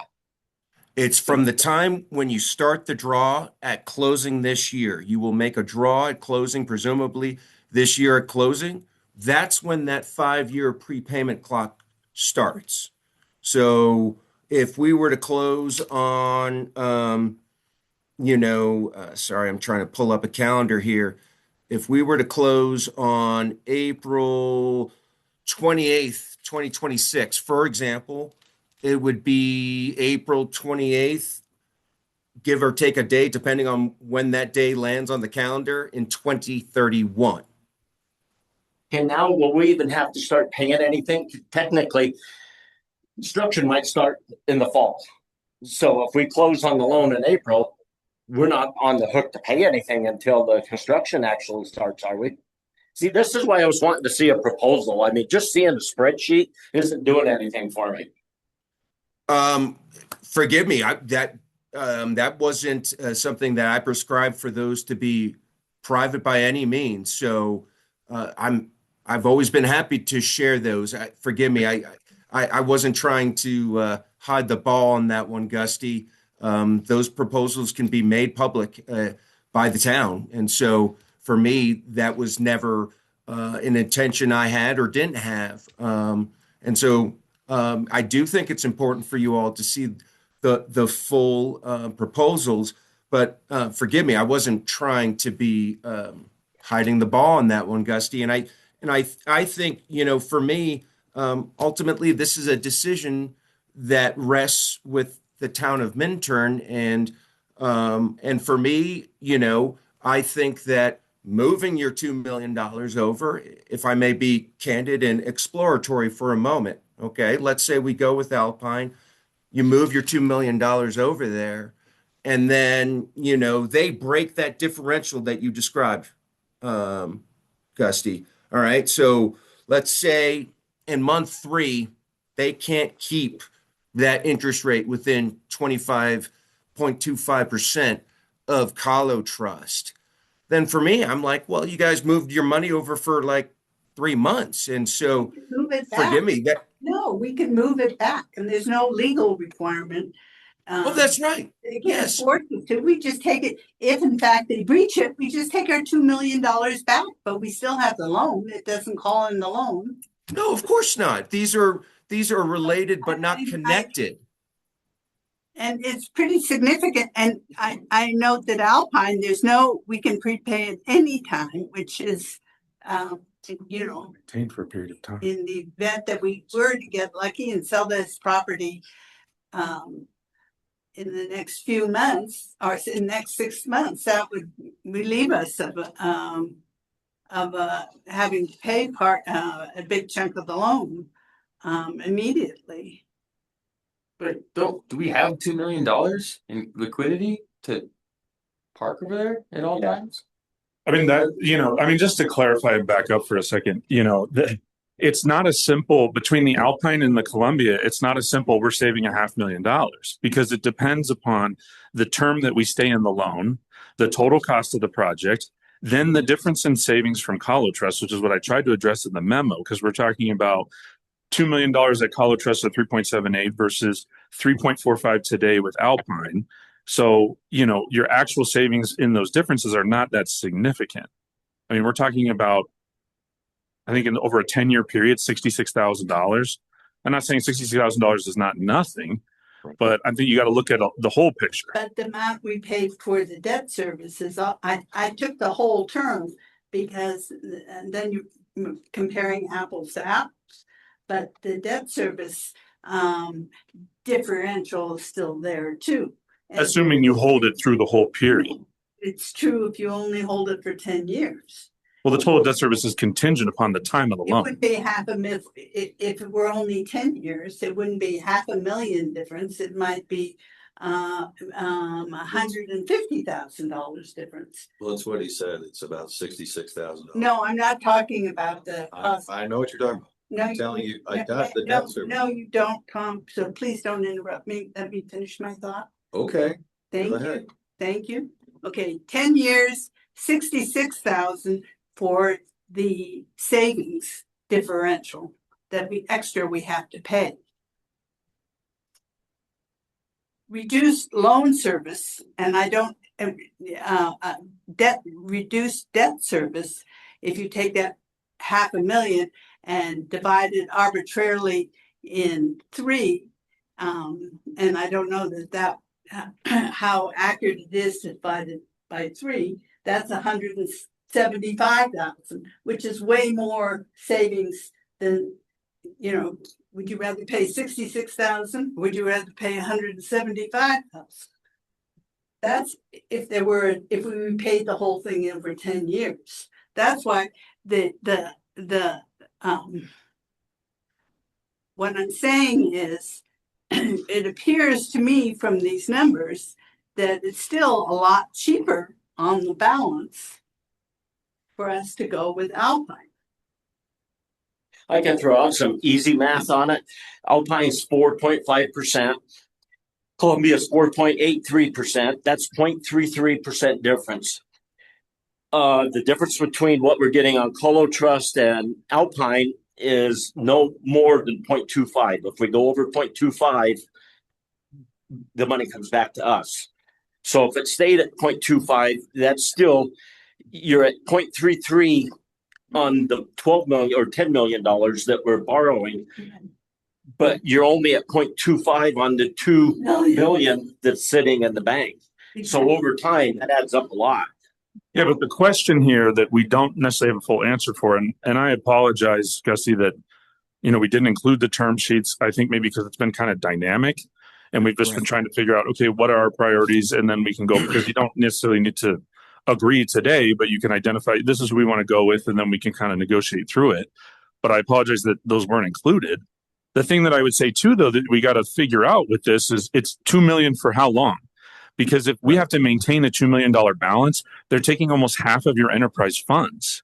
And it's like you're going to sacrifice half of the enterprise funds for 10 years. I agree with that. It reduces our liquidity. Now that would raise a question of, now the 2.75 million cash that we were going to put down on this treatment plant is now locked up in a bank that we can't pull. So now that's going to evaporate. So it's not this there's a concern there from a staff perspective of, is this really a good deal? No, I understand that kind of, but we told them the 2 million. I mean, we never did go back to them and see if they'd even do 1 million. We never tried that. We could do that. It's just that I guess when you're looking at these proposals, it's like Alpine wants to hold $2 million we're talking about $66,000 over 10 years. Whereas you have another proposal with a slightly different interest rate that's not trying to hold $2 million. Yeah, but they don't have a prepayment. Well, they do for 5 years. Yeah, we have to sit there for 5 years. So, but 2 years is construction, so you're probably not going to prepay. Yeah, but we sold in say 3 years, the Highlands or whatever. We're going to have to be sitting on it, and I know we're not. That's okay. We're not going to make the same interest as what we're paying. But here's the one sec, though. Go ahead. I think we should go back to Alpine and see if we can do less. And we'll say, okay, we're good with this, but we want it to be $1 million. And as far as I know, 0. What? The thing we've been told is the more that number comes down, the higher the interest rate is going to go. So we're closing in on a net plus here. The town, as I understand it, we always keep some capital reserves. Well, of course. And we always have a certain amount of reserves that we are committed to keeping in the bank. And that amount is well over 2 million. Am I wrong? But the issue here is we're talking about the enterprise, right, and we cannot be mixing enterprise and non-enterprise reserve funds. So we have approximately $5 million on hand with enterprise, but we can't start mixing other dollars to subsidize a loan to an enterprise loan. That's a concern that I would have for you. Can I say a couple of things? Brian had a really interesting point. Do we have the liquidity? Brian, if we use $2 million and we put it in this bank, and Lynn, I'm going to use your example, it's 27 years. I don't know what's going to happen. That $2 million is not something that we can use. We can't go and take it out because we need to pay a bill. It sits at Alpine and grows interest. and we can't even use the interest, is my understanding. I think we need to clarify some of that. Oh, wait a minute, I want to go through a couple of points here. So we either put that in the bank and we get interest on it, or we use that $2 million to buy down on the loan.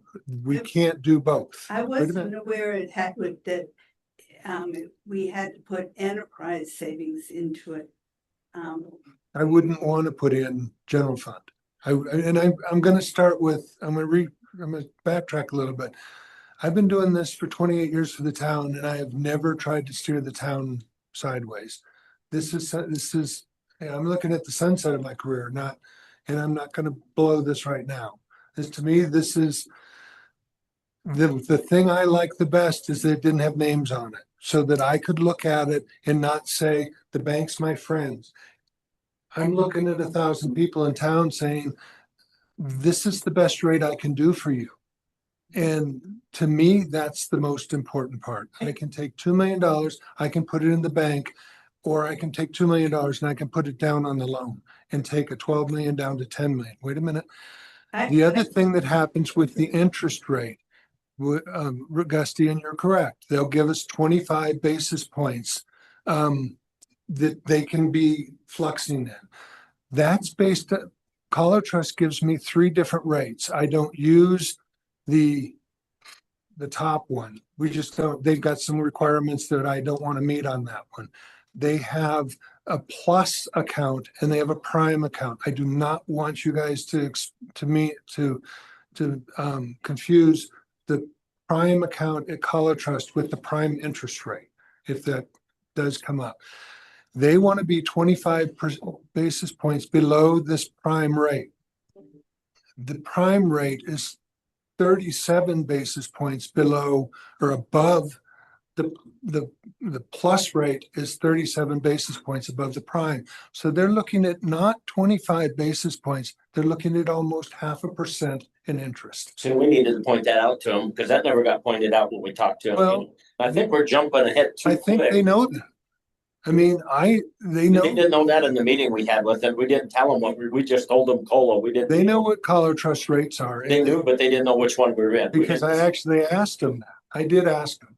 And this has come up before and they went, well, we can do the prime rate. We can't do the plus rate.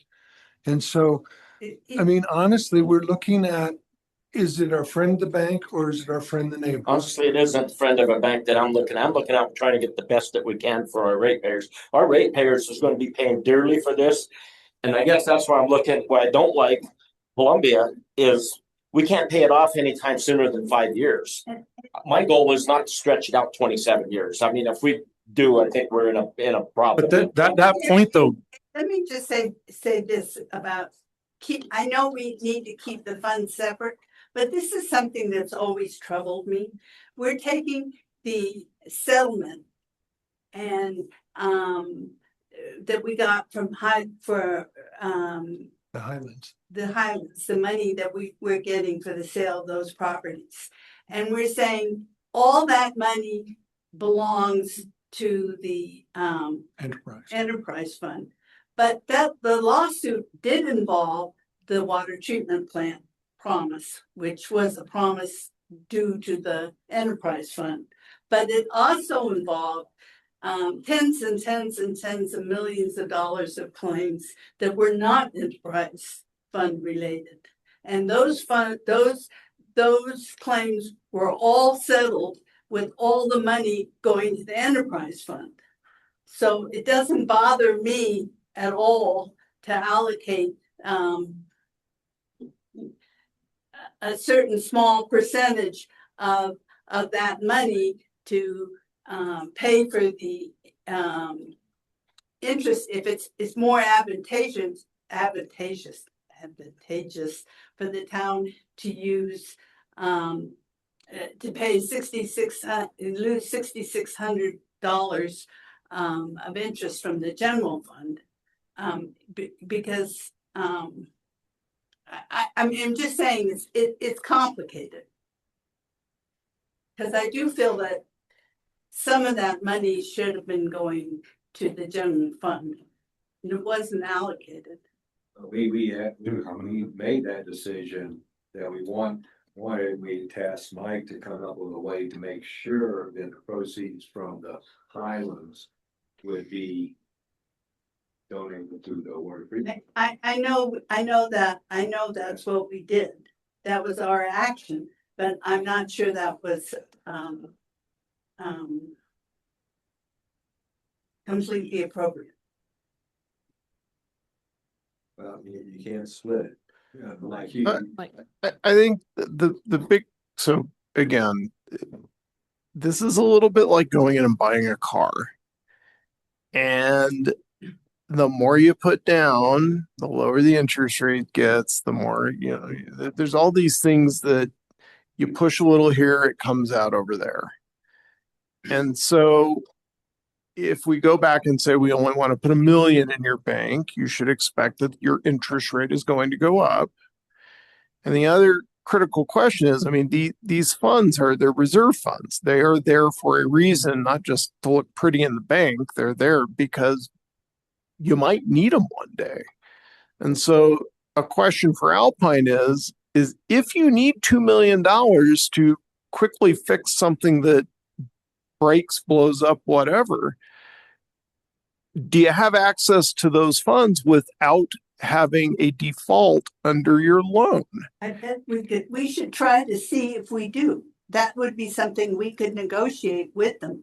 It seems to me we need one more follow-up meeting to resolve those issues. Because that would be something that they could potentially, I'm not saying they will agree to it, but I'm saying they potentially might agree to us having the right to withdraw that money under certain circumstances. The other question, and Troy, Jay, you may have asked this. So part of the interest in Alpine is the ability to make a prepayment rather quickly. The question is if you make that prepayment, do they re-amortize the loan at that point? Because that's really what you're getting at is you want the monthly ratepayer impact to go down once the Highlands money is applied. And if for all of you who have mortgages, you can make as many prepayments as you want, and it will in fact lower the term of your loan, and it will lower your interest rate over time, or not the interest rate, but the interest payment over time. But it doesn't lower your monthly payment because they're not re-amortizing the loan. And so if the assumption is that Alpine Bank is the way to go because we can make a $5 million, whatever, $10 million payment, whatever it is early, not 10, because then we just pay the damn thing off, but a $5 million payment, let's say, but it doesn't re-am the loan, well, we need to ask that of Columbia as well. That's why we need the terms. But I don't. So we have to pay for 5 years. I honestly, to Mike's point, I've been confused on our hang up on prepayment, because if our concern is the ratepayers, we can subsidize the rates for cash on hand without putting risk of refinancing when it may or may not be advantageous. So it's like, if your concern is the rate type, then subsidize the rate with the cash on hand. But it won't subsidize all of it, like if we were able to pay it off, because, if we're able to pay it off, we pay off. We're looking at a loan that we're paying 4.5 to 4.83, and Colo Trust is paying 3.8. We still have a difference there that we're charging the ratepayer. It's not offset. But if we're talking about prepayment from Highlands dollars, you can subsidize the rate from those dollars without messing with your financing, if that's more advantageous to you at that point in time. It just won't subsidize as much as if you were able to pay it off. If you were able that all depends. What if interest rates are higher? If you didn't have like a prepayment penalty or anything and you could pay it down, say you put $5 million down on $10 million, maybe that could cut your payment in half. That depends on if they re-amortize the loan. And it may not be advantageous at that time. Most loans for a fixed term, you can make a prepayment. Yeah, it will reduce the amount of interest. So that's like with Columbia, if we did it within the 5-year period, it isn't going to change our payment. But with Alpine, it would change it because there's no prepayment. But we haven't clarified their financing part of it. Like, does that just redo the loan? I'm not convinced. It may shorten the term of your loan because you paid $5 million. but your debt service payment may remain the same. And I think that's something that we really need to have black and white. But that's what I mean, Troy, can you speak to that? I mean, we know a bank cannot tell us where they're going to be 3 years from now. Right. And so, all right, there's two options here, okay? If a reamortization occurs, regardless of the bank, all right, I think something that I would want to get from the town's bond attorney is, does the reamortization trigger a reissuance event? And I don't want to get into that detail, but it might put you in a position where that amortization is like a refinancing, right? Like the legal law, not me, not the bond attorney, the law says that's a reissuance event and it would force the rate to change. Well, as Rob just outlined, it may not be advantageous when that occurs. I do think real quickly before I go on to the other option that Mike's really laid out is there's no real practical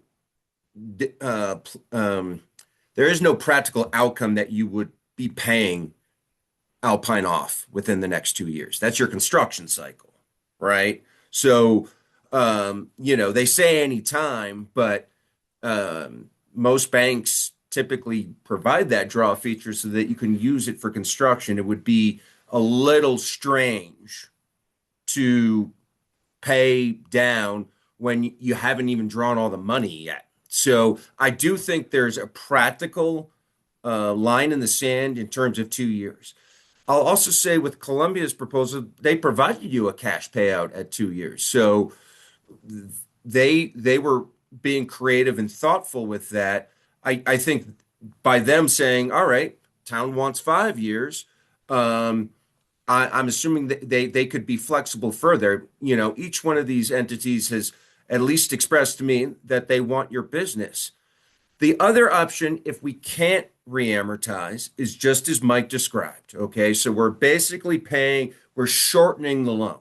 Okay, and that's still a very smart thing to do because we're cutting down the interest that you're paying over the life of the loan. Okay, so if we can end up only paying 10 years and we can pay off the rest early, then you've saved quite a bit of money for ratepayers. So for me, I think you guys have the option with either one. I felt that, from my opinion, from my position, I felt like moving the deposit around felt like it's still representing a tying arrangement. So they still want your money. You're getting that rate based on the $2 million. I also agree with Mike that they had to get approval, and that wasn't an email to Rob J and I. They got approved to keep the 4.5 million at a 2 million. So they would have to go back to their internal committee to decide if they were going to keep you at the 4.5 with a $1 million deposit. And for me, I guess if you end up moving, the money for only, in my previous example, 3 months, yes, you can claw it back and it's yours and it's back into your fund liquidity and all that great stuff. But for me, you kind of gave them a shot and it only lasted 2.5 months. For me, that doesn't seem like a real value proposition if all you're doing is moving the money for 2.5 months and you're still earning 25 to almost half a percentage point lower than what you could be earning during that time. And so, yeah, I appreciate the attractiveness of their rate, but when we look at the annual repayments, these things are very close. The ratepayer impact, in my opinion, is very close. And I'm not trivializing $2. I pump gas just like everyone else. And so it's a big, it's a small number in terms of when you start looking at multiplying it by 12 months, by 10 years, it's a smaller amount over the life and cost of the financing. And so for me, I believe you guys do have enough information in front of you to make a decision tonight. And so I'm happy to answer additional questions to help you get there. But for me, I think, okay, so we have two options. We can reamortize or we can shorten the length of the debt. Either way, you guys are doing right by ratepayers. So, I think, the circumstance in which you would re-amortize, I don't think would happen in 2 years, because that's when you're constructing. Could it happen between years 2 and 3? Sure. But I guess you guys felt like we can't, I can't determine when that property is going to sell and when you guys are going to have that cash in hand. And so I did try to find something as flexible as possible for you all. And, for me, 2 to 5, 3 years versus, 2 years versus 5 years, we don't know if rates would be favorable within that window. So I guess for me, having a 2-year prepayment with Alpine seems fine, but it seemed to cause some confusion with the Columbia one when it offered 2 options. So for me, I liked Columbia's first proposal because it did offer you more options. It offered you the ability to pay down in cash in 2 years after the end of construction. So to me, that strikes me as very similar to a reamortization, where you're paying down if you happen to sell the Highlands property in the next 2 years. To me, it's de minimis what the difference would be. You're essentially doing the same thing. Well, one basic question we asked before for Alpine, why is it so critical, other than the obvious, we want your business, that they need 2 million, 1 million, 500,000, I don't care. Why is that? Because originally there was questions about it just being security on default on the loan. It's just bank liquidity. They want Yes, cash. banks want deposits right now. Sure. To answer your question. Nobody else is asking that, having that requirement. So back to Alpine as the local bank, what is your concern? Why can't you just issue the loan? As opposed to, I also need to pony up $2 million and put it in your bank. Because they're offering you a competitive rate by trying to get something out of you on hand. It's a trade. That's a trade-off. I think the other thing too, I think we get so confused on this prepayment, and it confuses me because I honestly would be surprised if we ever prepay, because why would we do that? It doesn't necessarily benefit ratepayers. It may on total debt, but your concern is ratepayer monthly impact. And so what I think would likely happen is, say we go 3 years from now, what you're going to say is, okay, now we've got X million dollars from Highlands if you sell it. Then maybe you're in a more advantageous interest rate market or a less advantageous. If it's more advantageous, interest rates are lower, you're going to be like, let's refinance this. Maybe you've got $10 million. And now we're talking about a much more advantageous refinance. We could go to bigger banks and probably get better rates than these because construction is done, risk is low, rates are higher. So even just that refinance without the Highlands dollars would result in a lower impact to ratepayers. Then if we're at higher interest rate or no better, you're going to probably look at it and go, we've got $5 million, let's subsidize these rates. I don't see why, and you could correct me if I'm wrong, I just don't see why you would want to prepay if your concern is these $300-400 bills on ratepayers. Can I say something else? I kind of think the timing is essential on this one. I mean, I heard Jerome Powell tell us that our comb over in Washington has tanked the economy. We've got a war that's costing $1 billion a day. This is not going to help our economy. And just because we're looking, and I don't want to cause another rabbit hole to go down, but just because we're looking at rates right here, that's not necessarily what we're going to close on. It's basically what they're saying, here's what today's rates are. So the quicker we can close, the closer we will be to those rates. Well, doesn't the rates lock in if you sign the agreement? Am I right on that, Troy? Didn't you say that earlier? Yes, I did, Gus. Yes, I did. But we have to select a lender. We have to select a lender first, and then we can exercise the rate lock. Right. But we can't lock in today. Correct. I mean, so it could be a few basis points. It concerns me that we want to take money and put it into a piggy bank that we can't get access to for 27 years. If they can't stay within 25 basis points of Colo Trust's lowest rate, then we can take the money out. but they're going to want it back the instant they can get back to 25 basis points. And that means that somebody is going to be spending a lot of time watching interest rates fluctuate. Some fluctuate monthly, some fluctuate daily.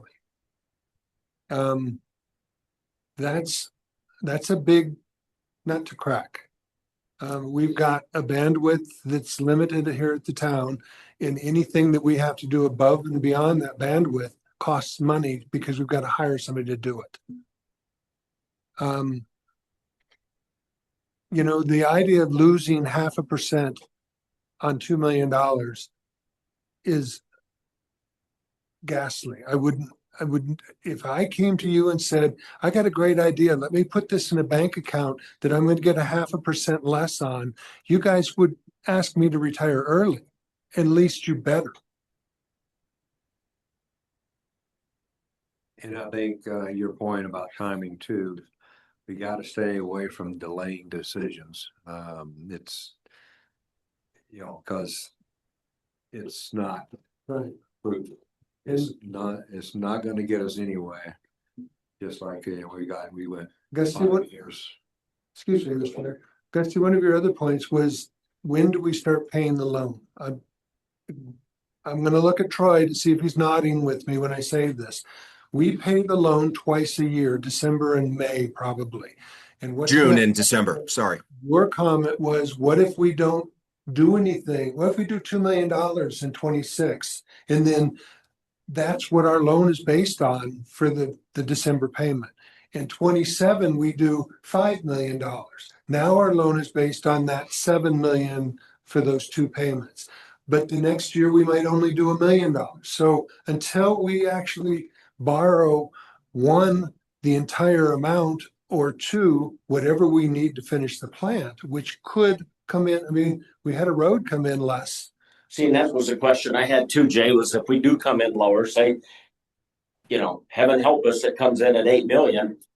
We're not tied. We're not tied to $12 million. We're tied to what we borrow. 10, I think, isn't it? We're tied to what we borrow, but we are tied to putting that money aside in the piggy bank. You know, I don't want to do that neither, Jay. I really don't, but I do like the option of being able to prepay down quicker. I like that.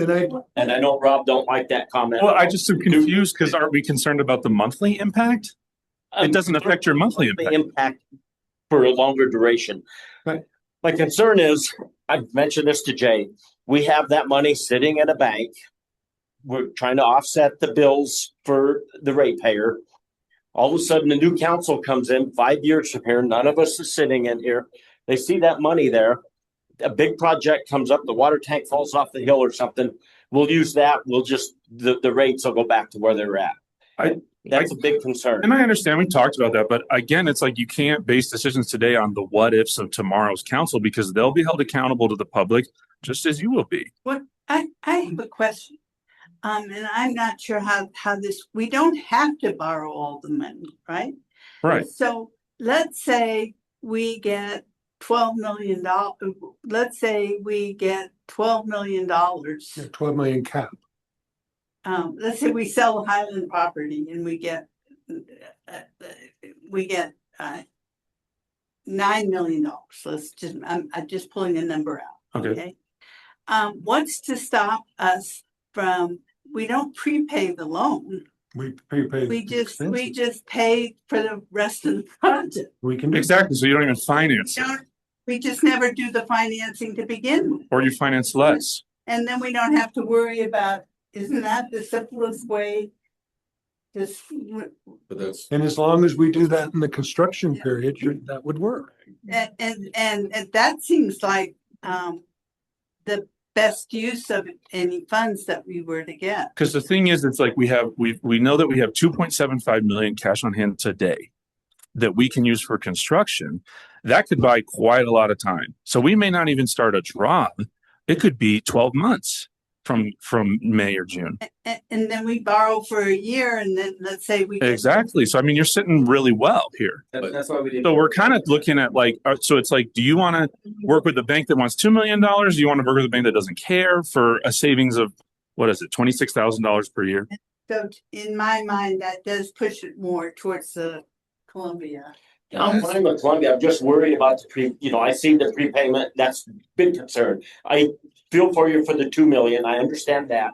I don't appreciate saying that it's a friend of a bank just because I know the banker. I didn't That's appreciate how it was, that's how. That's kind of the way I took it, and I Okay. don't appreciate that. So, okay, But thank you. what I was getting at is that we have a local bank. And we're gonna deal with these banks once or twice a year, and nobody else is gonna ever see them, but I will, because I'm making a payment to them. No one else is gonna see these banks once we close on the loan.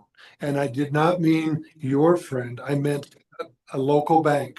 Because I know Troy's friends with Columbia. He said he's dealt with them before. So it's the same thing. Everybody knows somebody in this world. It's And the way the world works. We had a bank that did this building and they didn't even bid on it. And it turns out it was actually somebody that that Troy worked with in his previous lifetime.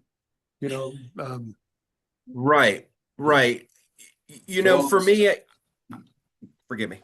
All this aside, let's try to move forward. It would be ideal to make a decision on this. And regardless if you thought I was interrupting earlier, Lynn, that was the point I was trying to get to in regards to the conundrum, which is the 2 million versus the amortization and the interest and how we can draw on these loans. So point being is we can't sit here and do basic tablecloth math for 27 years. It's as Jay already described, this is very incremental. And the playing field is consistently going to change.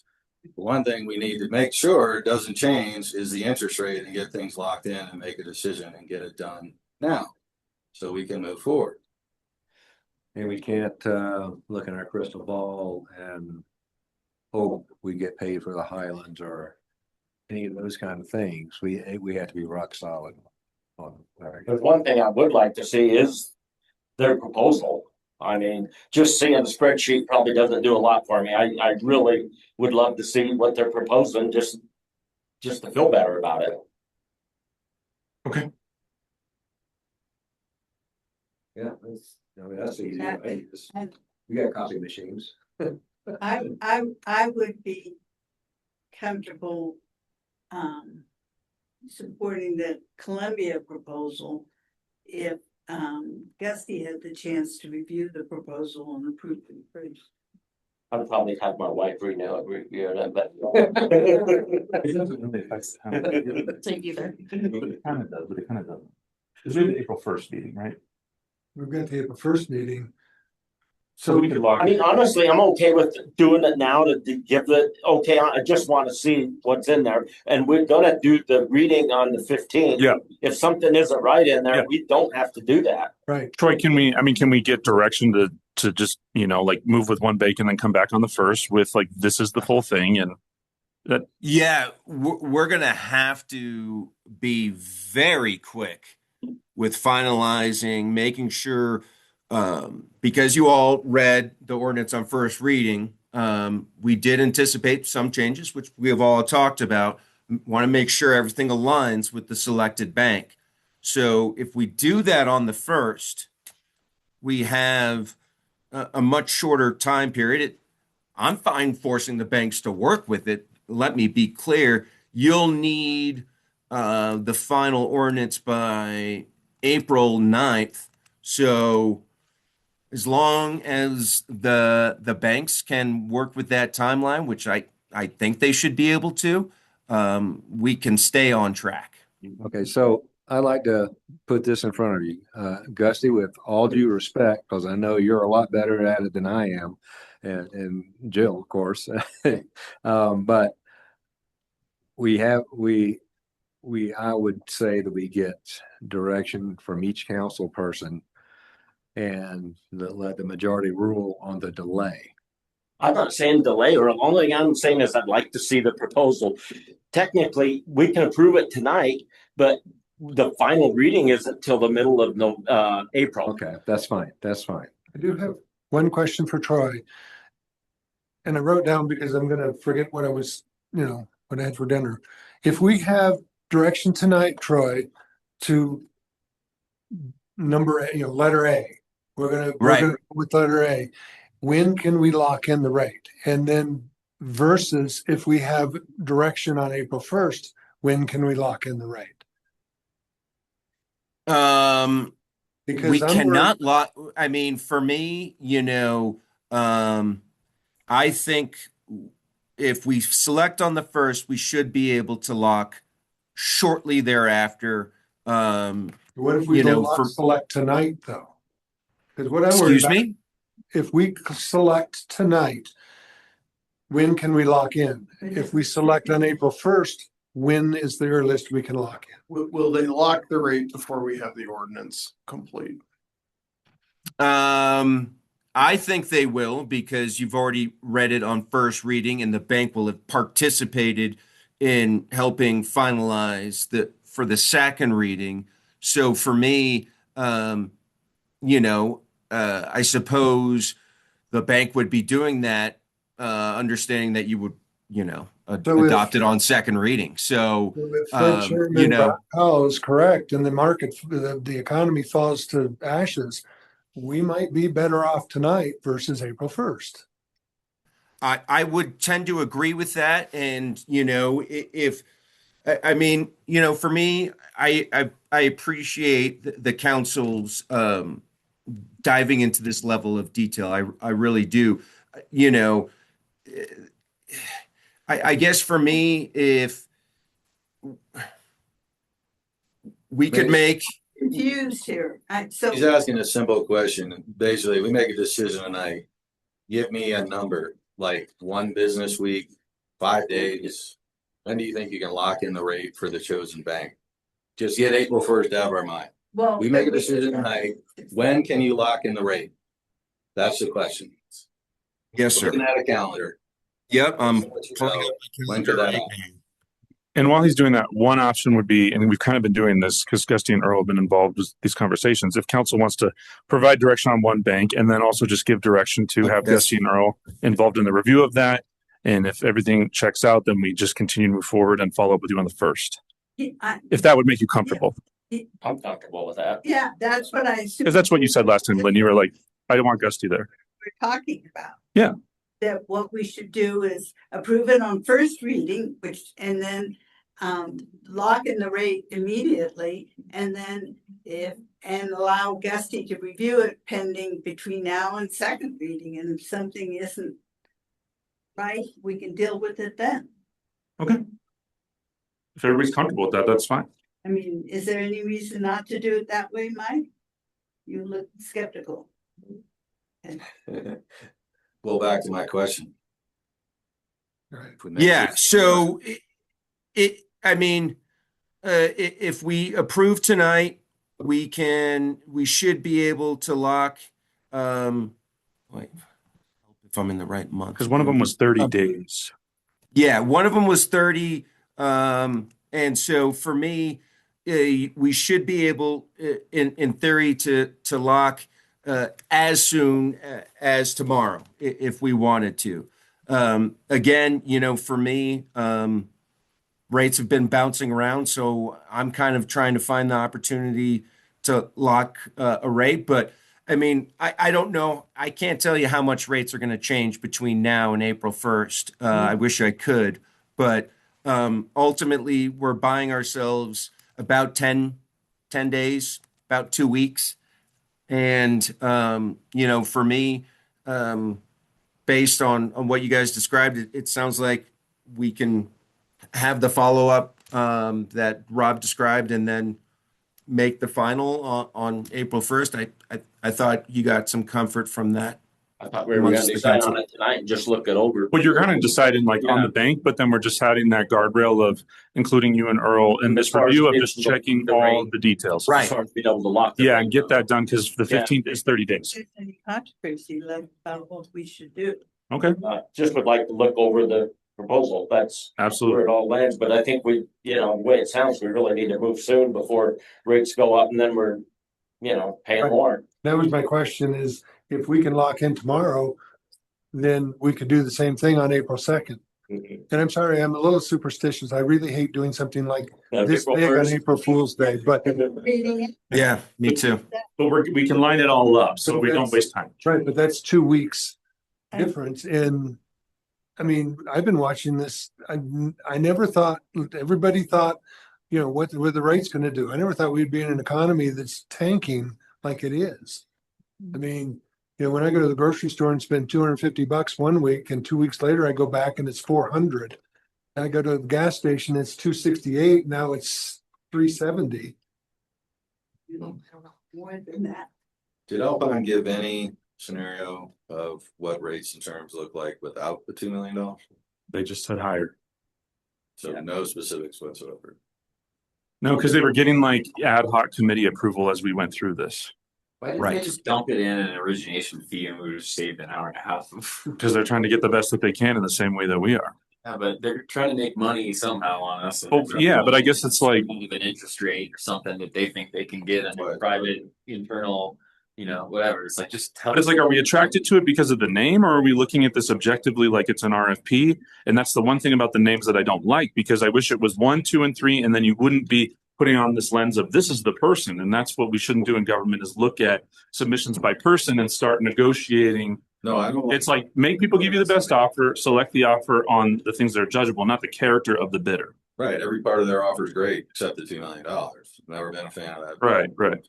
Yeah, $2 million is a deal, absolute deal killer for me. So There's too many projects in the hopper, bridge, water tank, et cetera, that we have potential issues with that money is gonna do. Although I do think that I do think that that might be negotiable. Honestly, I mean, I share Jay's concern about what's going on and how fast things might be changing on us. But I do believe that Alpine might have been willing to negotiate the release of that money in certain. I do believe that not locking in tonight, passing this direction to staff is the worst. If we don't do it tonight, is a bad mistake. We're all in agreement that we're going to do it tonight and improve the Columbia thing. Okay.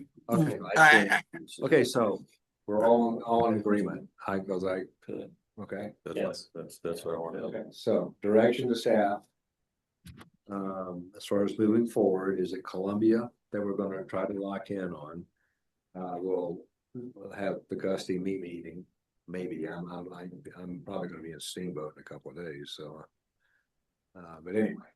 If not, Lynn would volunteer. She'd be really good with the legal part of it. I don't know much about banking. Or banking proposals, but. Okay, my only open question, as we push for a decision and guidance with the act outline, is you take the $2 million off the table, slap the table on what your terms and rate are. Not, I don't know, just tell me what it is. Along with the early repayment, I got it as far as that term. Just want to know that answer. You take $2 million out of the equation, what is your position? Which then, if we want to ask that question, then we got to come back on the first, I think, because we can't make that decision without you. That's the thing about this what ifs that gets frustrating, is we go back to them and they go, well, we'll do this. And then we come back again. It's fine if we have time. Could buy yourself with what's going on, like Jay said, what's going on with the economy. I mean, they might come back at another quarter percent higher, you know? And the only thing to it is, it's like, if you're going to start negotiating with one, what about the others? Agreed. So just to clarify, the direction is Columbia, yes, and see what we can lock in as soon as possible. And then Earl, Gusty, and their team review the proposal in full. 1, 2, 3, whatever we want, however many we want to look at in full. And another scenario is that Columbia might change the number on us. Right. And that's another thing that we can worry about. You know, we need to, that's why we make the final decision April 1. We're proving it today. And I do want to, assuming that the lock will, right, amount won't increase. I do want to make something also, and I alluded to it before. Once we do this and we get everything geared up and running, I saw our banker from OMB when we did this one, Bank of MBL, whatever it was. I saw her at a couple of conferences. I knew who to call if I needed a tax, the audit questions, but I never dealt with them. I mean, because the other option was to be looking at the bank rates daily. And that's, you know, I'm not even that good. I'm not even that good. And, you know, I think the big thing to me is that, what we might end up with is a long-term 20-year, $1 or $2 million loan, And it could be that. you know, which changes everything quite And, dramatically. and something that Gusty, I'm afraid this way, you don't really like, and that's being able to build our own escrow. And if we sell that land and use some of that to pay off the loan and reduce the rates now, we could do that. And you're right, somebody could come along at a later date and say, we should buy new tires for the, the Volvo kind of thing, whatever. That I hope that wouldn't happen. And I hope they would have just as in-depth conversation as you guys have had here, on multiple meetings before they did something like that. Troy, you were trying to make a point. I saw you leading in. Well, yeah, no, I'm just listening to the conversation, making sure I'm staying on top of it. For me, I don't have the benefit of getting kicked by Jay or Rob, so they can kick me later if they want. But, for me, all right. So I feel like the answer is a little simpler. Bear with me here, and you guys can shoot me down. If Alpine were to take off the $2 million deposit and keep the rate, isn't our answer kind of made then? Yeah. Right? Or, I doubt that's going to happen, but hey, I'll stay positive. And, but if it does change the rate and then we determine, like we have through a lot of this great conversation, that, all right, now the gap between Alpine and Columbia is not as kind of far apart as it once was. Would you kind of give staff the ability to say, all right, well, we got the lowest, ratepayer impact from Alpine because they did away with the 2 million, or Columbia because they're not asking for your 2 million. And you're still being able to keep your money earning the highest available yield and liquidity. So for me, now, again, Rob said he felt like that might need to come back on the first. So I will follow Rob's direction. I was just trying to give us some optionality to kind of pull the trigger with one of those two, okay, in the coming days so that we can get them onboarded for documentation, set up the rate lock. For me, it feels like, there was leanings towards Alpine because of their rate, okay, and because of the length of their rate, and because I think they ended up with the actual second to lowest monthly ratepayer impact. So we go that route, and then we use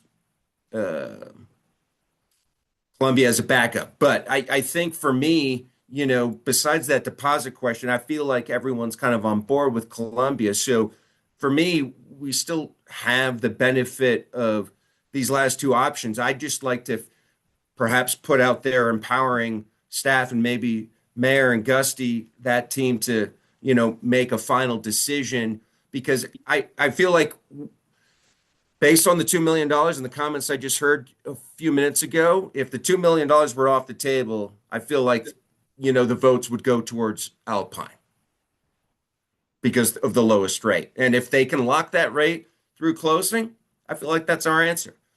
But if they say the rate changes, we get that answer, I do the math, and the five of us talk about it, then you guys have already kind of reached some consensus on Columbia as well. How does that sound? Sounds okay. Or am I crazy? I'm okay with that. Well, I just But thought, like, see if we got locked as quick as possible, though, that's my concern. Well, I guess say we just go to Alpine and we say, look, like, we'll go with you. but This we're is not it. doing This $2 million. Last and final. and we get the answer tomorrow. Oh, and then they're like, yeah, it's 5.5 or whatever. Yeah, and then they're like, no, it's 5 more. It's like 0.5 more basis points, and we're like, fine. Then we go to Columbia and we move on Got it. with Gusty and Earl's guidance, and Lynn subbed him if Gusty's not available. I mean, the reality is, that's what I brought up earlier. They asked the question, what will you give us if you take 2 million off the table? So back to the point, not wait till April 1st. Troy put it in a different context. Basically, the decision is Columbia pending a question and answer from Alpine in regards to the 2 million in the rate. If they come back and they say it's the same rate and they take 2 million off the table, then great. And one variant on that is, okay, we'll give you $2 million, but we can withdraw it in the meantime. No, I don't know. I don't Black think we doesn't- should just give them. I money. am violently opposed to giving them $2 million same. all in any scenario. Same. Period. I think Troy was able to take Tom's point and then simplify it without the variables, and then it's like, oh yeah, we can do that. Okay. That's it. Good with that. We don't have to wait till the 1st. That's my opinion of moving forward as far as the decision. That's my foxhole. Anybody else? Yeah. Sounds good. Okay, we have direction. We'll talk to them first thing tomorrow. And let's get the things to Gusty and Earl. Yes. Proposals. Yes. Proposals. Yep. And Gusty, I apologize. I did not mean. Sorry. I mean, I was saying, it's one left or right, not. Honestly, I'm just trying to get the best rate we can for our ratepayers. I know we all work for them and we gotta do what's right, for them. And you've been doing a lot on this, and you've been involved from the beginning, and your feedback has been incredibly helpful to work through this. You've been very involved, so it's been very helpful. Yes. Okay, so next thing we have is future agenda items. Anyone have items that you want to see? While we're on it, I'm just thinking, maybe we look at our code for empty lots that has taps on them to see how we can include them in with debt service. I can. Because right now our empty lots that people has taps, so they're just paying the base $50. And technically they should be paying for the debt service too, because they're on the system. We'll prepare that for discussion. Yeah. That's a good call. Okay. Okay, next item is Kate's. I'll make a motion to adjourn. Motion by Kate, second by Tom. All in favor? Aye. Opposed? Right. Last thing